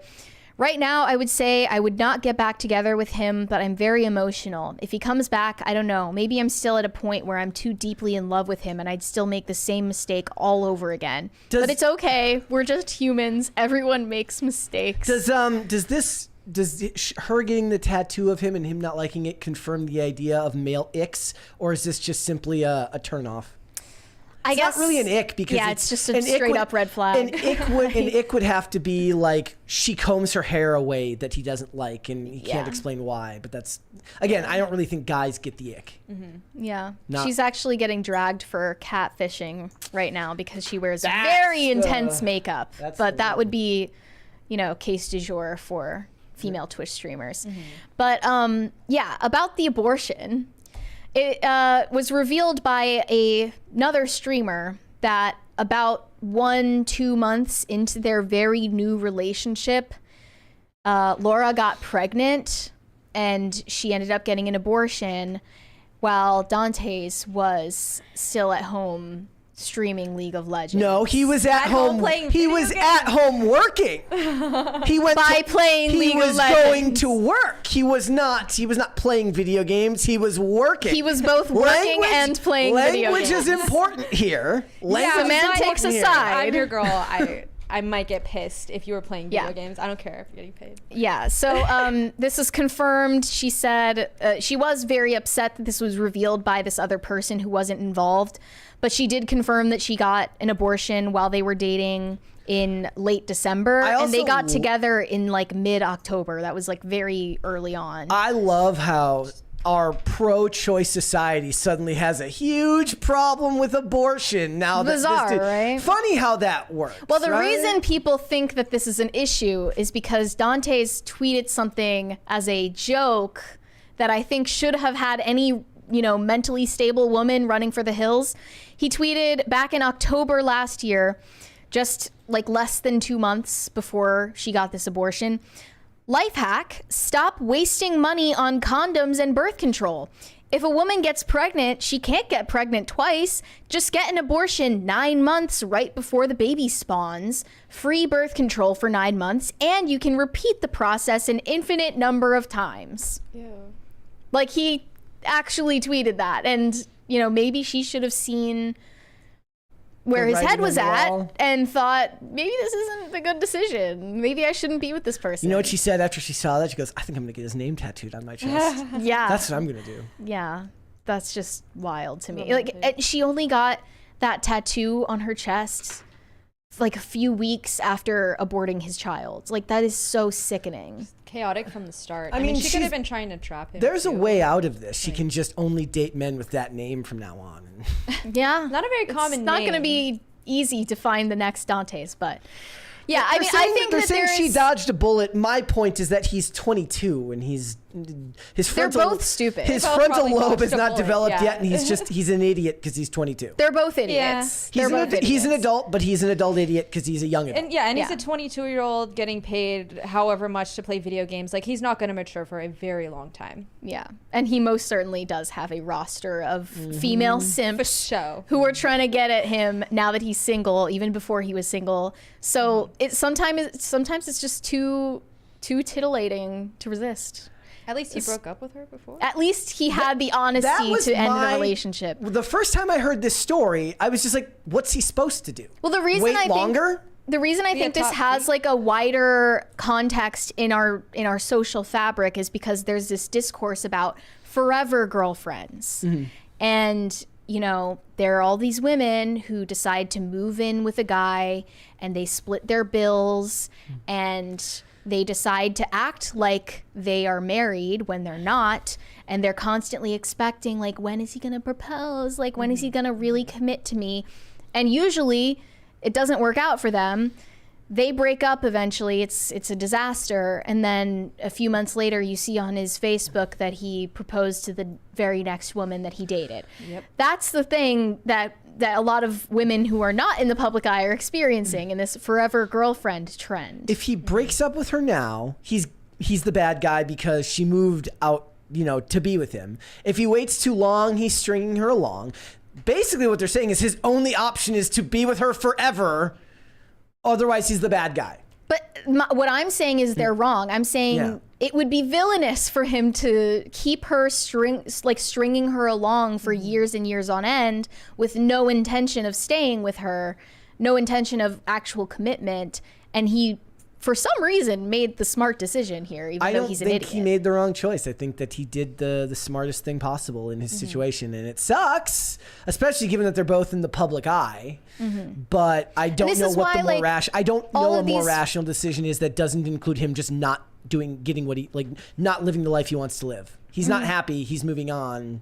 He didn't drag it out. He knows what his priorities are, and he was always stated clear about that. Women are always telling men that they don't communicate well enough, and he seemed to communicate very clearly what he wanted. Yep. But this is why people say, like, you shouldn't give, you shouldn't do like wifely things for your boyfriend slash fiance, because, you know, why buy the cow when you could get the milk for free? It's a common saying. It's a common idiom because it is. He's like, I'm making millions of dollars. Like, do I really need to marry her? She's doing all the marriage stuff without having access to half my money. She shouldn't have done that. Like, that was a bad decision on her part, and a lot of women could learn from this. But these pick-me-shas, you know, these Barbara the Builders. No, do not be a Barbara the Builder. No, but it's true, and I think it's monstrous to kill your own child, but also we live in a society, in a culture that tells people, you know, he's never been told that that's the bad thing. No woman has ever told him that it's a bad thing. People don't really entertain the idea that abortion really is that monstrous of an act. And it doesn't hit them till later. Yeah, it doesn't hit you until later, and it's something that can stay with you for years upon years, and people remain in denial about that. So I think that, you know, you can say it's because you thought he was pressuring her, but really, regardless of whether he pressured her to do that or not, that was a horrible thing to go through. She chose her boyfriend over her baby. Yeah. Yeah. You know, essentially. It's a pretty sad sad he broke story. up with her later. It's a pretty sad story, but overall, you know, I think that he at least decided to end the relationship and not waste her time, which unfortunately a lot of men much older than him have not learned that lesson. Yep. They're stringing women along well into their 30s, even 40s, telling them like, oh, I'm just not ready yet. I'm not ready to commit to that yet. But isn't like marriage just a piece of paper? That's what they say. All right, let's go super chats. Gandalf the Based said, this is the thing women blame men for, and we say we didn't ask you to do this. In relation to what? I don't remember what this was in relation to. Plastic surgery? Maybe? I think if it's related to plastic surgery, it's true. Like, men do say that they don't want women who look fake or women who are not, you know, natural.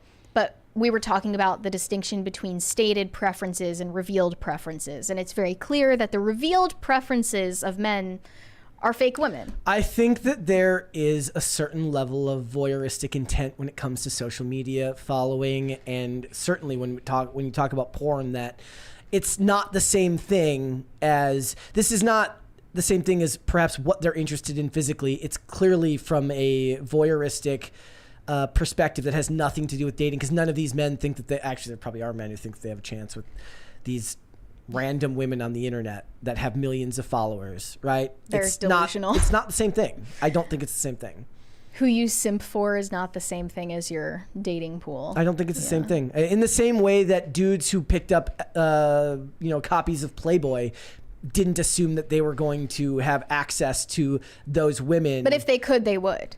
But the point is now it's just that those pictures come with an inbox that's perhaps open that they can send a message to. This is why I'm saying I can't exactly blame women for coming to the conclusion that that's what men want. And unfortunately, they didn't, you know, think about it, what the ramifications would be later on. Is there like a male equivalent to this if we were to, you know, swap the sexes? Like men that women follow that they would see the same way? I mean, women don't really like... Okay, there are female simps. Guys on TikTok who pretend to get arrested. Paying $5K to meet Chris Brown? Yeah, Chris Brown meet and greets. Ronaldo, the soccer player, is the most followed person on social media. Yeah, they'll go to the Chris Brown meet and greet and get groped. So but it doesn't mean that they want to date a criminal. I mean, you know, she picked her engagement over... she picked her engagement over, she picked Chris Brown over her engagement. So there's something to that. Well, there's a lot of talk like women don't know what they want. They say that they want this, but they don't mean that. But men do that too. Like a lot of people just aren't honest with themselves about what they want. Yeah. True. Andrew Jacobs said, did anybody else get suspended on X today? No, I hope not. I hope that's not going to be me. I don't have any takes hot enough to get me suspended on X. What did you do? What did you say? What was it? I thought this was supposed to be a free speech platform, Elon. Shane H. Wilder said, I went off Sunday because there were items being sold representing Travis and Taylor as Jesus and Mary with sacred and immaculate heart aesthetics. What? Whew.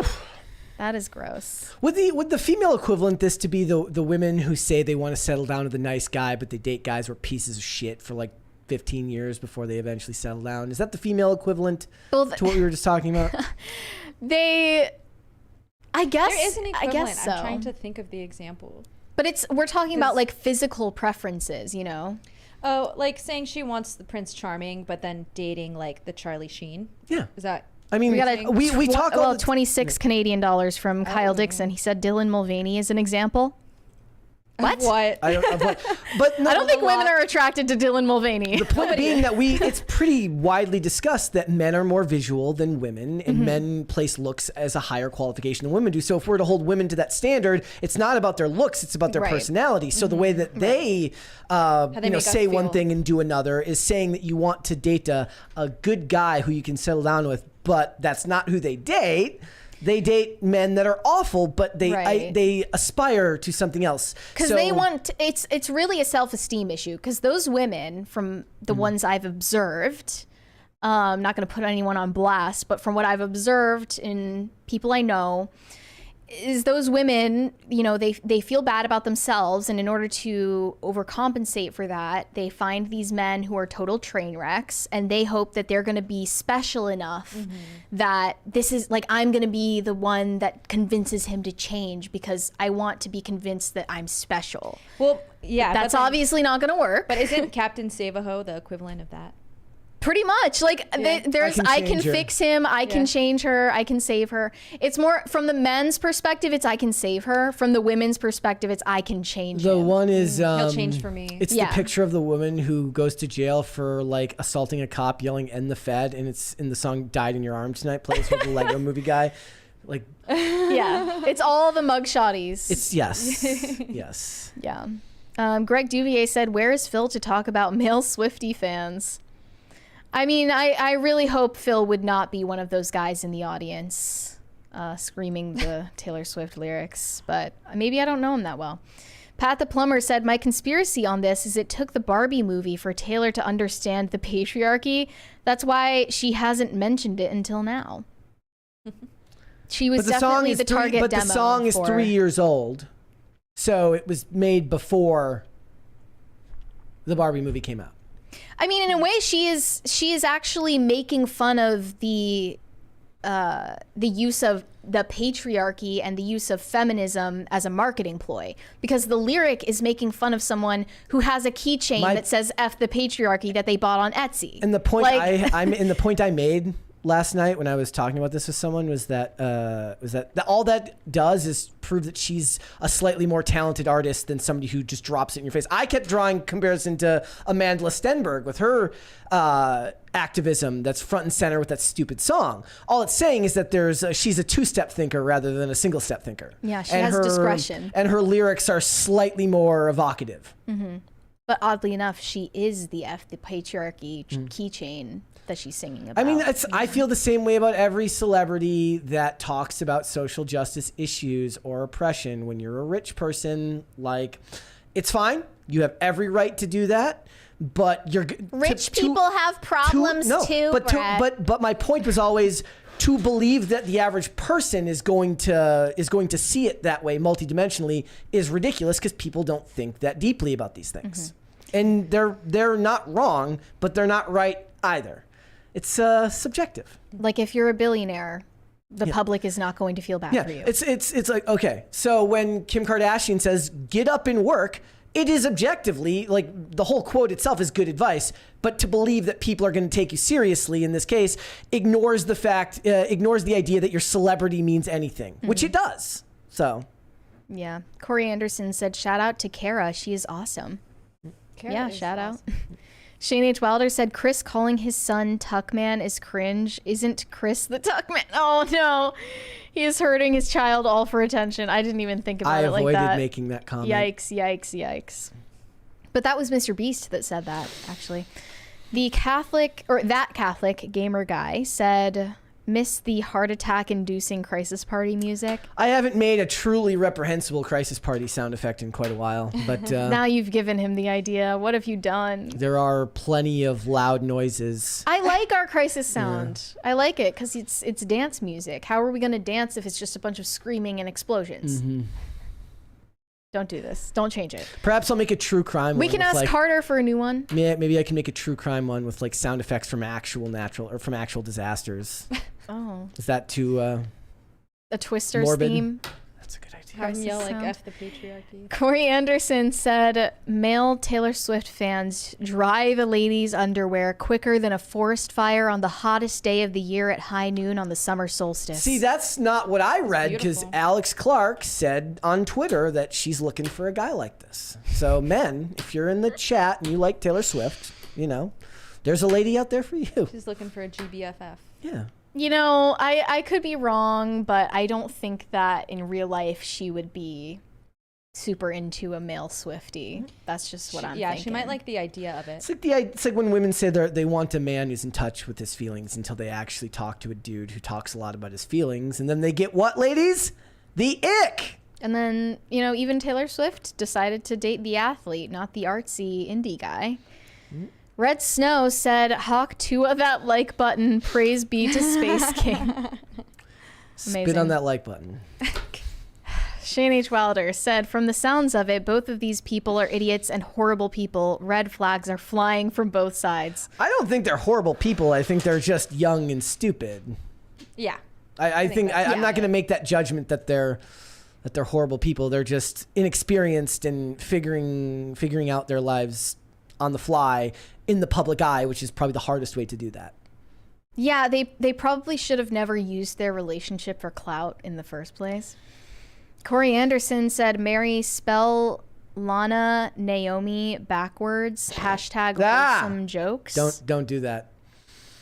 Okay, Yeah. I won't then. Don't do that. Francisco Sanchez Jr. said, I appreciate the shade Dave Grohl threw at Taylor shit.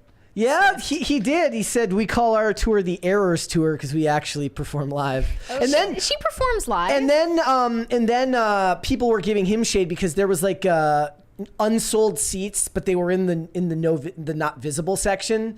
So a lot of artists, they choose not to sell seats for something that will obscure the stage. Yeah. And so to believe that, there was a great tweet that says like, I have no idea who he is, says woman wearing band shirt from says woman wearing Nirvana band shirt. The point being that I think his last show at Wembley was like 72,000 without selling those seats that he very clearly could have. He has room to talk. The worst part about the Eras Tour is that usually it's in these circular stadiums, and they're like half the people that get these tens of thousands of dollar tickets can't see anything that's going on. Sarenko Productions says we might have skipped his Taylor Swift super chat. I don't see. Wait, who is it again? Sarenko? Taylor Swift leading chance. I thought we read that one. The one about I actually missed a $20 earlier from Chris C. He said, sharing my birthday luck magic with you guys. Question for Ghost Gal Coffee Lady and Broken Pinky Guy. When you win the lottery, would you continue working at PCC or sneak out into the sunset on a mega yacht? I would rather be called Bread than Broken Pinky Guy. You're Broken Pinky Guy now. Okay. The slow realization. Look who's not wearing his splint today. I have. You just want a permanently crooked finger. I wear it while skating. I don't wear it the rest of the time. Wait, hold it up. Look it's staying that way. I'm gonna get you a It's gonna pinky be ring. stuck like that. It's fine. Put that. I mean, it's You're permanently disfigured now. The swelling is starting Can you to go go like down. that? Can you like? No, I mean I can bend. When in doubt, there. pinky out. But would you keep working? It depends on how much I won. Because usually Well, he after said going out taxes- on a super yacht means you won. if we're talking tens of millions, if we're talking like a real jackpot, I would probably be on the mega yacht. Okay. I would take this job and go behind the scenes and hire someone and pay them ridiculously well to do this show without me. I thought you were about to create your AI clone. I would find somebody who wants to do this and not have to, work on their own and pay them really, really well. So it's something people in this space talk about a lot. Is like it's very hard to find people who are good at this that can do it, that can't just do it on their own. They don't need a company to do that. So it would be cool to be able to employ people to talk about these things and have these discussions, so that I don't have to be in front of a camera. So you can be on the yacht. Yeah. Would you be on the yacht? Oh, for sure. Selling coffee from the yacht. Be gone. You'd never hear from me again. James Brighter said, "Let's go." Hashtag shred the gnar. Gnar. Oh, Brett. Hashtag live Moss Mary and hashtag brew strong Sarah. Have Nerd Wars and the Angry Badger on the show, please. Okay. I haven't looked into them. We're booking out through July right now. Wait, what was the super chat that we missed though? So there was one up here from Sarenko Productions. Did we read this one? I'm just asking you, did we read this one? Taylor Swift leaving Chance, and she's getting put on prayer candles and glitchy demon face. I told y'all, and you thought I was joking. Okay, I think that it's just glitching today because some of these aren't showing up here. Okay. Sorry about that. Were there any others? I guess we'll find out. Let's see. Shane H. Wilder said, "I just put it together," and damn it, Corey. Wait, Yeah. The reading the thing backwards. Don't do it, guys. Don't do it. Okay, I won't. There's a $20 one there from Lamppost. He said, "Couple weeks ago, I asked the panel for show recommendations. Well, I watched the first season of one of Wayward Pines. The big reveal came too early in the season, and I couldn't get into season 2. Any more recommendations?" I guess it would depend on whether I guess you liked Wayward Pines, so stuff in that realm. Watch season 1 of Heroes if you haven't seen Heroes yet. I've preached the show Almost Paradise a lot lately because it's a really, really fun show that has almost zero political agenda and is very reminiscent of shows that were a lot more fun back in the early 2000s. Booth at the End is on it's on Roku channel, but you'll have to watch it with commercials with Xander Berkeley. That's more of a think piece, and it's really, really interesting. Any ideas? Any things that you ladies like? For me, I've just been binge watching reality TV, so I don't have anything to recommend right now. I'm going through Better Call Saul right now. There you go.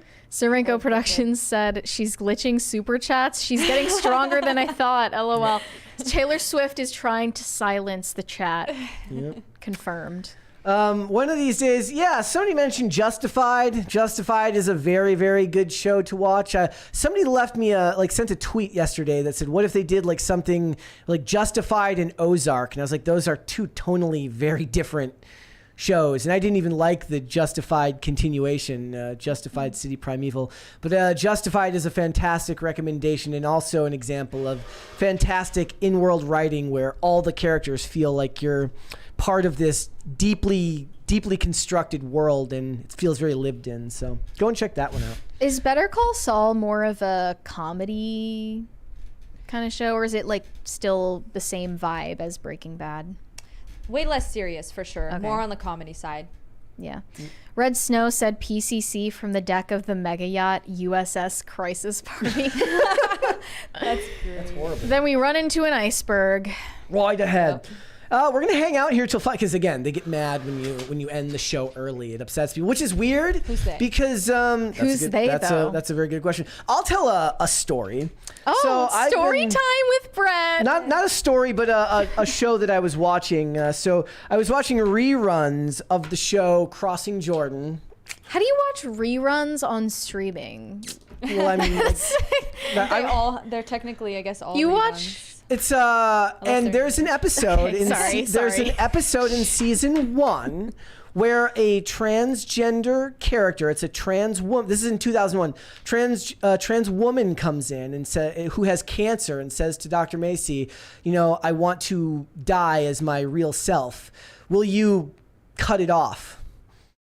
And he's like, I can't do, like, that's medical malpractice. I can't do that. I can't, the Hippocratic Oath won't let me do that. And there's a deep discussion between him and his idealist secretary about, you know, being your true self and seeing yourself as you truly are. And I don't even remember whether he did or not, but it was a very left interesting. us on a cliffhanger. Yeah, and but the point is they have a real discussion as to whether choosing to do that is a bad thing, because he's essentially saying, he's like, I can't do that. I'm mutilating the human body for no medical reason.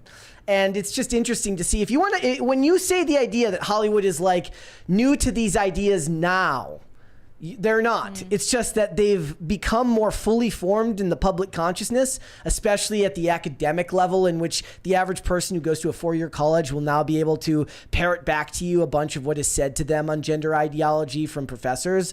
What was at one time in 2001 a writer taking an interesting idea and running with it within the realm of this show now would never be allowed to be explored in such a neutral fashion, because he would be shown as the bad guy for even questioning something like that. One of the reasons I have a problem with Hollywood as of now is that the idea of idea exploration is non-existent. You're not allowed to neutrally approach an idea that's somewhat controversial from a neutral perspective, because Hollywood has its mind made up on what is right and what is wrong. When this was done in 2001, they don't show this person, this doctor who's been asked this, as a good person or a bad person. He's just a person who's being given these ideas from both sides and being asked to do something. Depending on the outcome and the decision that he makes. I'll let everyone go and check that episode out. That says a lot about whether it was really a neutral approach. It's neutral in how it's presented to him, because I don't believe now they would even allow him to question it so openly on the show. Who, the doctor? Remember that clip from... was it the Good Doctor? Yeah. Where they have this like 12-year-old transgender patient, and he's autistic. Like, the doctor is autistic, so he's like, no, he's male, and they have to like teach him that that's impolite to say, even though it's true. Yep. I don't think even that would be kosher now. Mark Hayes in the chat says Furiosa flopped. What our theater is going to do now? Well, I mean, Inside Out 2 is on its way to... the Fall Guy, not Furiosa. No, it's up there. It's farther up. And he says Fall Guy down here. He said both of them. Oh, okay. But the point is that Inside Out 2 is about to make $1 billion in like 3 weeks. It passed like $780 million. It had $100 million second weekend, only a 35% drop. So you hate to see it. Yeah, hate to see all these people say like, I don't hate Disney, I don't hate Hollywood. I just want them to start making good stuff, and I don't. I want them to crash and burn. Like I would like them to make good stuff. Somebody says send the link. It's on the Roku channel, so you can watch that show for free. I actually watched a really interesting documentary about Disney World on YouTube, and when it was initially built, they had a cigar store. They had a couple cigar stores, based, like, yeah, right in the middle of their downtown. They also had. We used to be a country. We did. They also had an Aunt Jemima breakfast pancake. Can't do that anymore. Restaurant. What? Gone. The cigars are gone. Sucking stogies, eating problematic syrup. Yep. Back in the day, like, we really used to be a proper country. Guys, we're like pretty close to a second crisis party. We should get that second crisis party. I'll even do my NPR voice if it means we can get there. People somebody in the chat earlier says Brett's voice is too squeaky, so I have to talk like this from now on. If I don't want to be squeaky, I have to talk. Are like we this. gonna do NPR for the rest of the show? We could do NPR for the outro. We could definitely do that. Okay. So the chat agrees with you that about what? About Inside Out, letting it burn. Yeah, like, I don't want them to do well. I don't want Disney to recover. I want them to go out of business. I know that's never going to happen, but I don't like seeing them have a W. I don't like to see them have a $1 billion movie, because then what they're going to do with that is tell themselves that they haven't been making all of these mistakes, and they're going to use that as a cope. They're not going to learn from those mistakes. They're going to tell themselves like, oh, we were on the right track this whole time. I ended the chat, ladies and gentlemen. 72% of you say tacos are not sandwiches. Based. Yep. Shane H. Wilder said, I made a sarcastic meme on the Taylor/Travis prayer candle yesterday. Mike of the New Nation shared it. Check it out, Mary, and join us in our disgust. Does that make me the bad guy for having my Tom Cruise candle up there? Saint Cruz.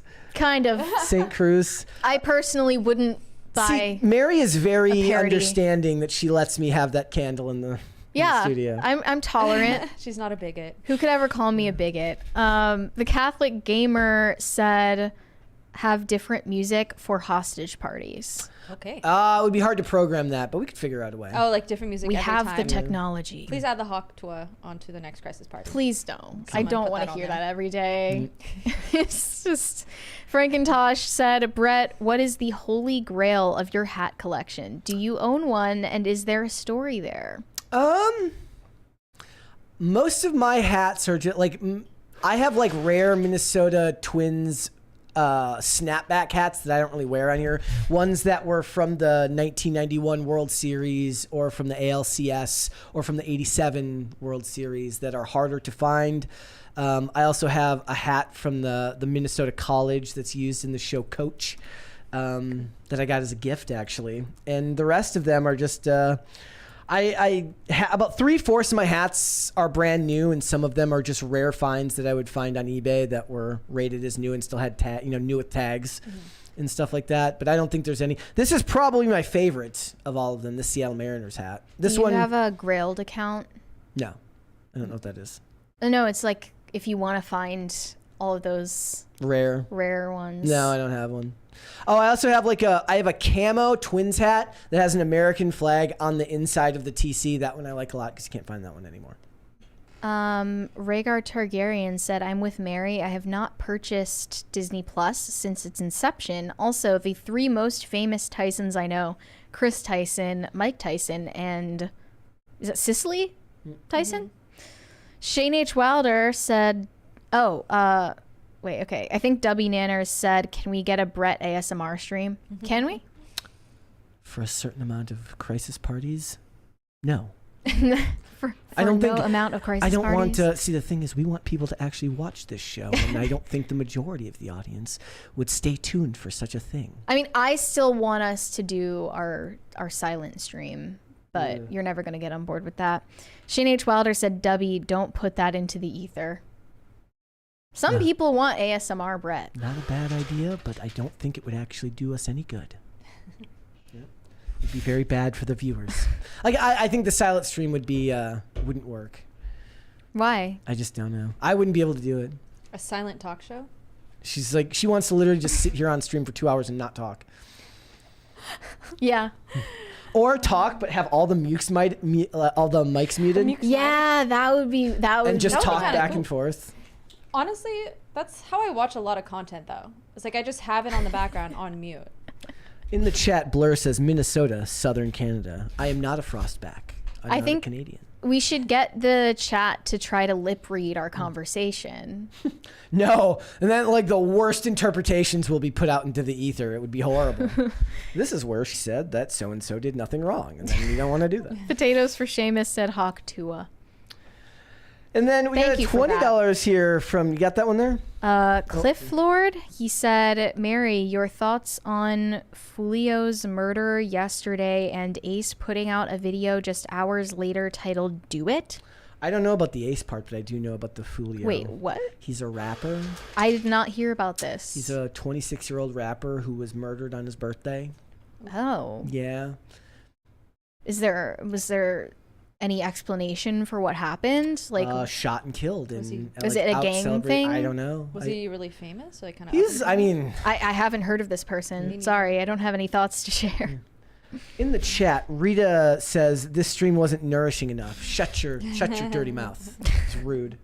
High Voltage 75. Brett, I watched episode 1 of Person of Interest over the weekend. Don't have much of an opinion yet other than I liked Jim Caviezel's character enough to continue watching. It really is worth continuing to watch. What you'll find is that he kind of has great, like, different dynamics with all of the main characters. So Reese's interactions with Finch are very different from his interactions with Carter, which are very different from his interactions with Fusco, and that kind of leads the show to feel continuously new to me, and it's a lot of fun.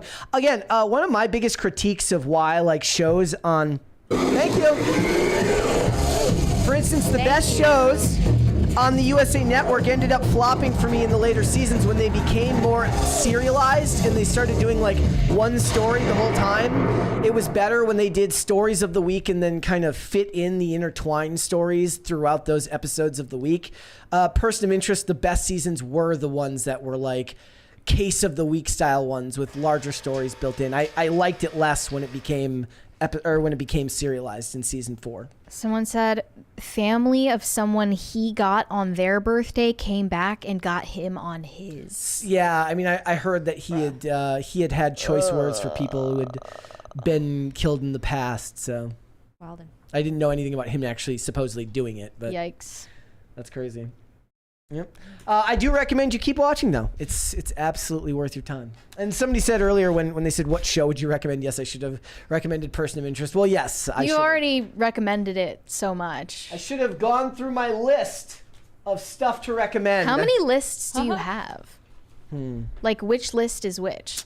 That list is movies and stuff. This is television shows. So organized. Yeah. You recently ran out of sticky notes. I did. I'm which out of is sticky the end notes. of an era. For Oh, you. if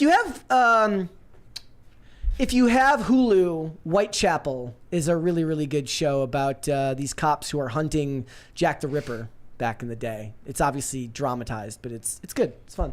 All right. Before we go, would you hit the like button on this video and subscribe to this channel if you have not subscribed here yet already? Please and thank you. Sarah, thank you for joining us. Thank you guys for having me. Be sure to follow Casbrew on Twitter at CasbrewCoffee. You can follow me personally on Twitter at LadySellsCoffee. Follow Casbrew on Instagram as well at Casbrew_coffee on there. We have a lot of stuff coming in the works. Hopefully, like summer, fall, we'll have some more fun stuff and new flavors and blends. The DMs are open. If you guys have any requests or want to reach out, reach out. Send memes, whatever it is. Perfect. You guys can send me validation on Instagram at MaryArchived, or you can send me hate on X. That is also MaryArchived. Jason J in the chat says, I got tired of him giving Fusco shit after he was obviously a part of the team for a long time. Yes, they did carry on that too long. He became a bit of a bully when it came to Fusco. And obviously that character is one of the best in the show. Now, guys, if you would like to follow me, you can follow me on Instagram and on Twix at Brett Dasovic on both of those platforms. Pop Culture Crisis is here 5 days a week, Monday through Friday, 3 p.m. Eastern Standard Time. That is noon Pacific. We are on Amazon Music, Apple Podcasts, Pandora, and Spotify if you would prefer to listen rather than watch this show. And if you would like to follow the show on social media, we are on Twix at PopCulture_show, Facebook and not TikTok at Pop Culture Crisis, and on Instagram at Pop Culture Crisis Pod. Mary, there's one more super chat there. We have a couple more super chats. One from Olivia Clare. Is it rock, paper, scissors or paper, rock, scissors? That's what the poll should have been today, yes. I'm pretty sure it's rock, paper, scissors. Another one from That Stanzatastic. He said, okay, I just got here. Why does it sound like NPR? You'll have That's to go because back. this show is funded by viewers like you. You'll We have are to go- also more than halfway to our third crisis party. Oh, I don't know if we'll get to that third crisis party before we sign out, guys. I did say paper, rock, scissors recently. Disgusting. Yeah. That's enough making fun of me, guys. That's just rude. Guys, we will be... Oh, there's one more there. Damn it. Shane H. Wilder said, it doesn't. You're tripping. It doesn't what? It doesn't sound like NPR. Perfect. It doesn't. That's what I like to hear. Guys, with that being said, we will be back with another episode tomorrow. We'll see you then. Goodbye. Bye now.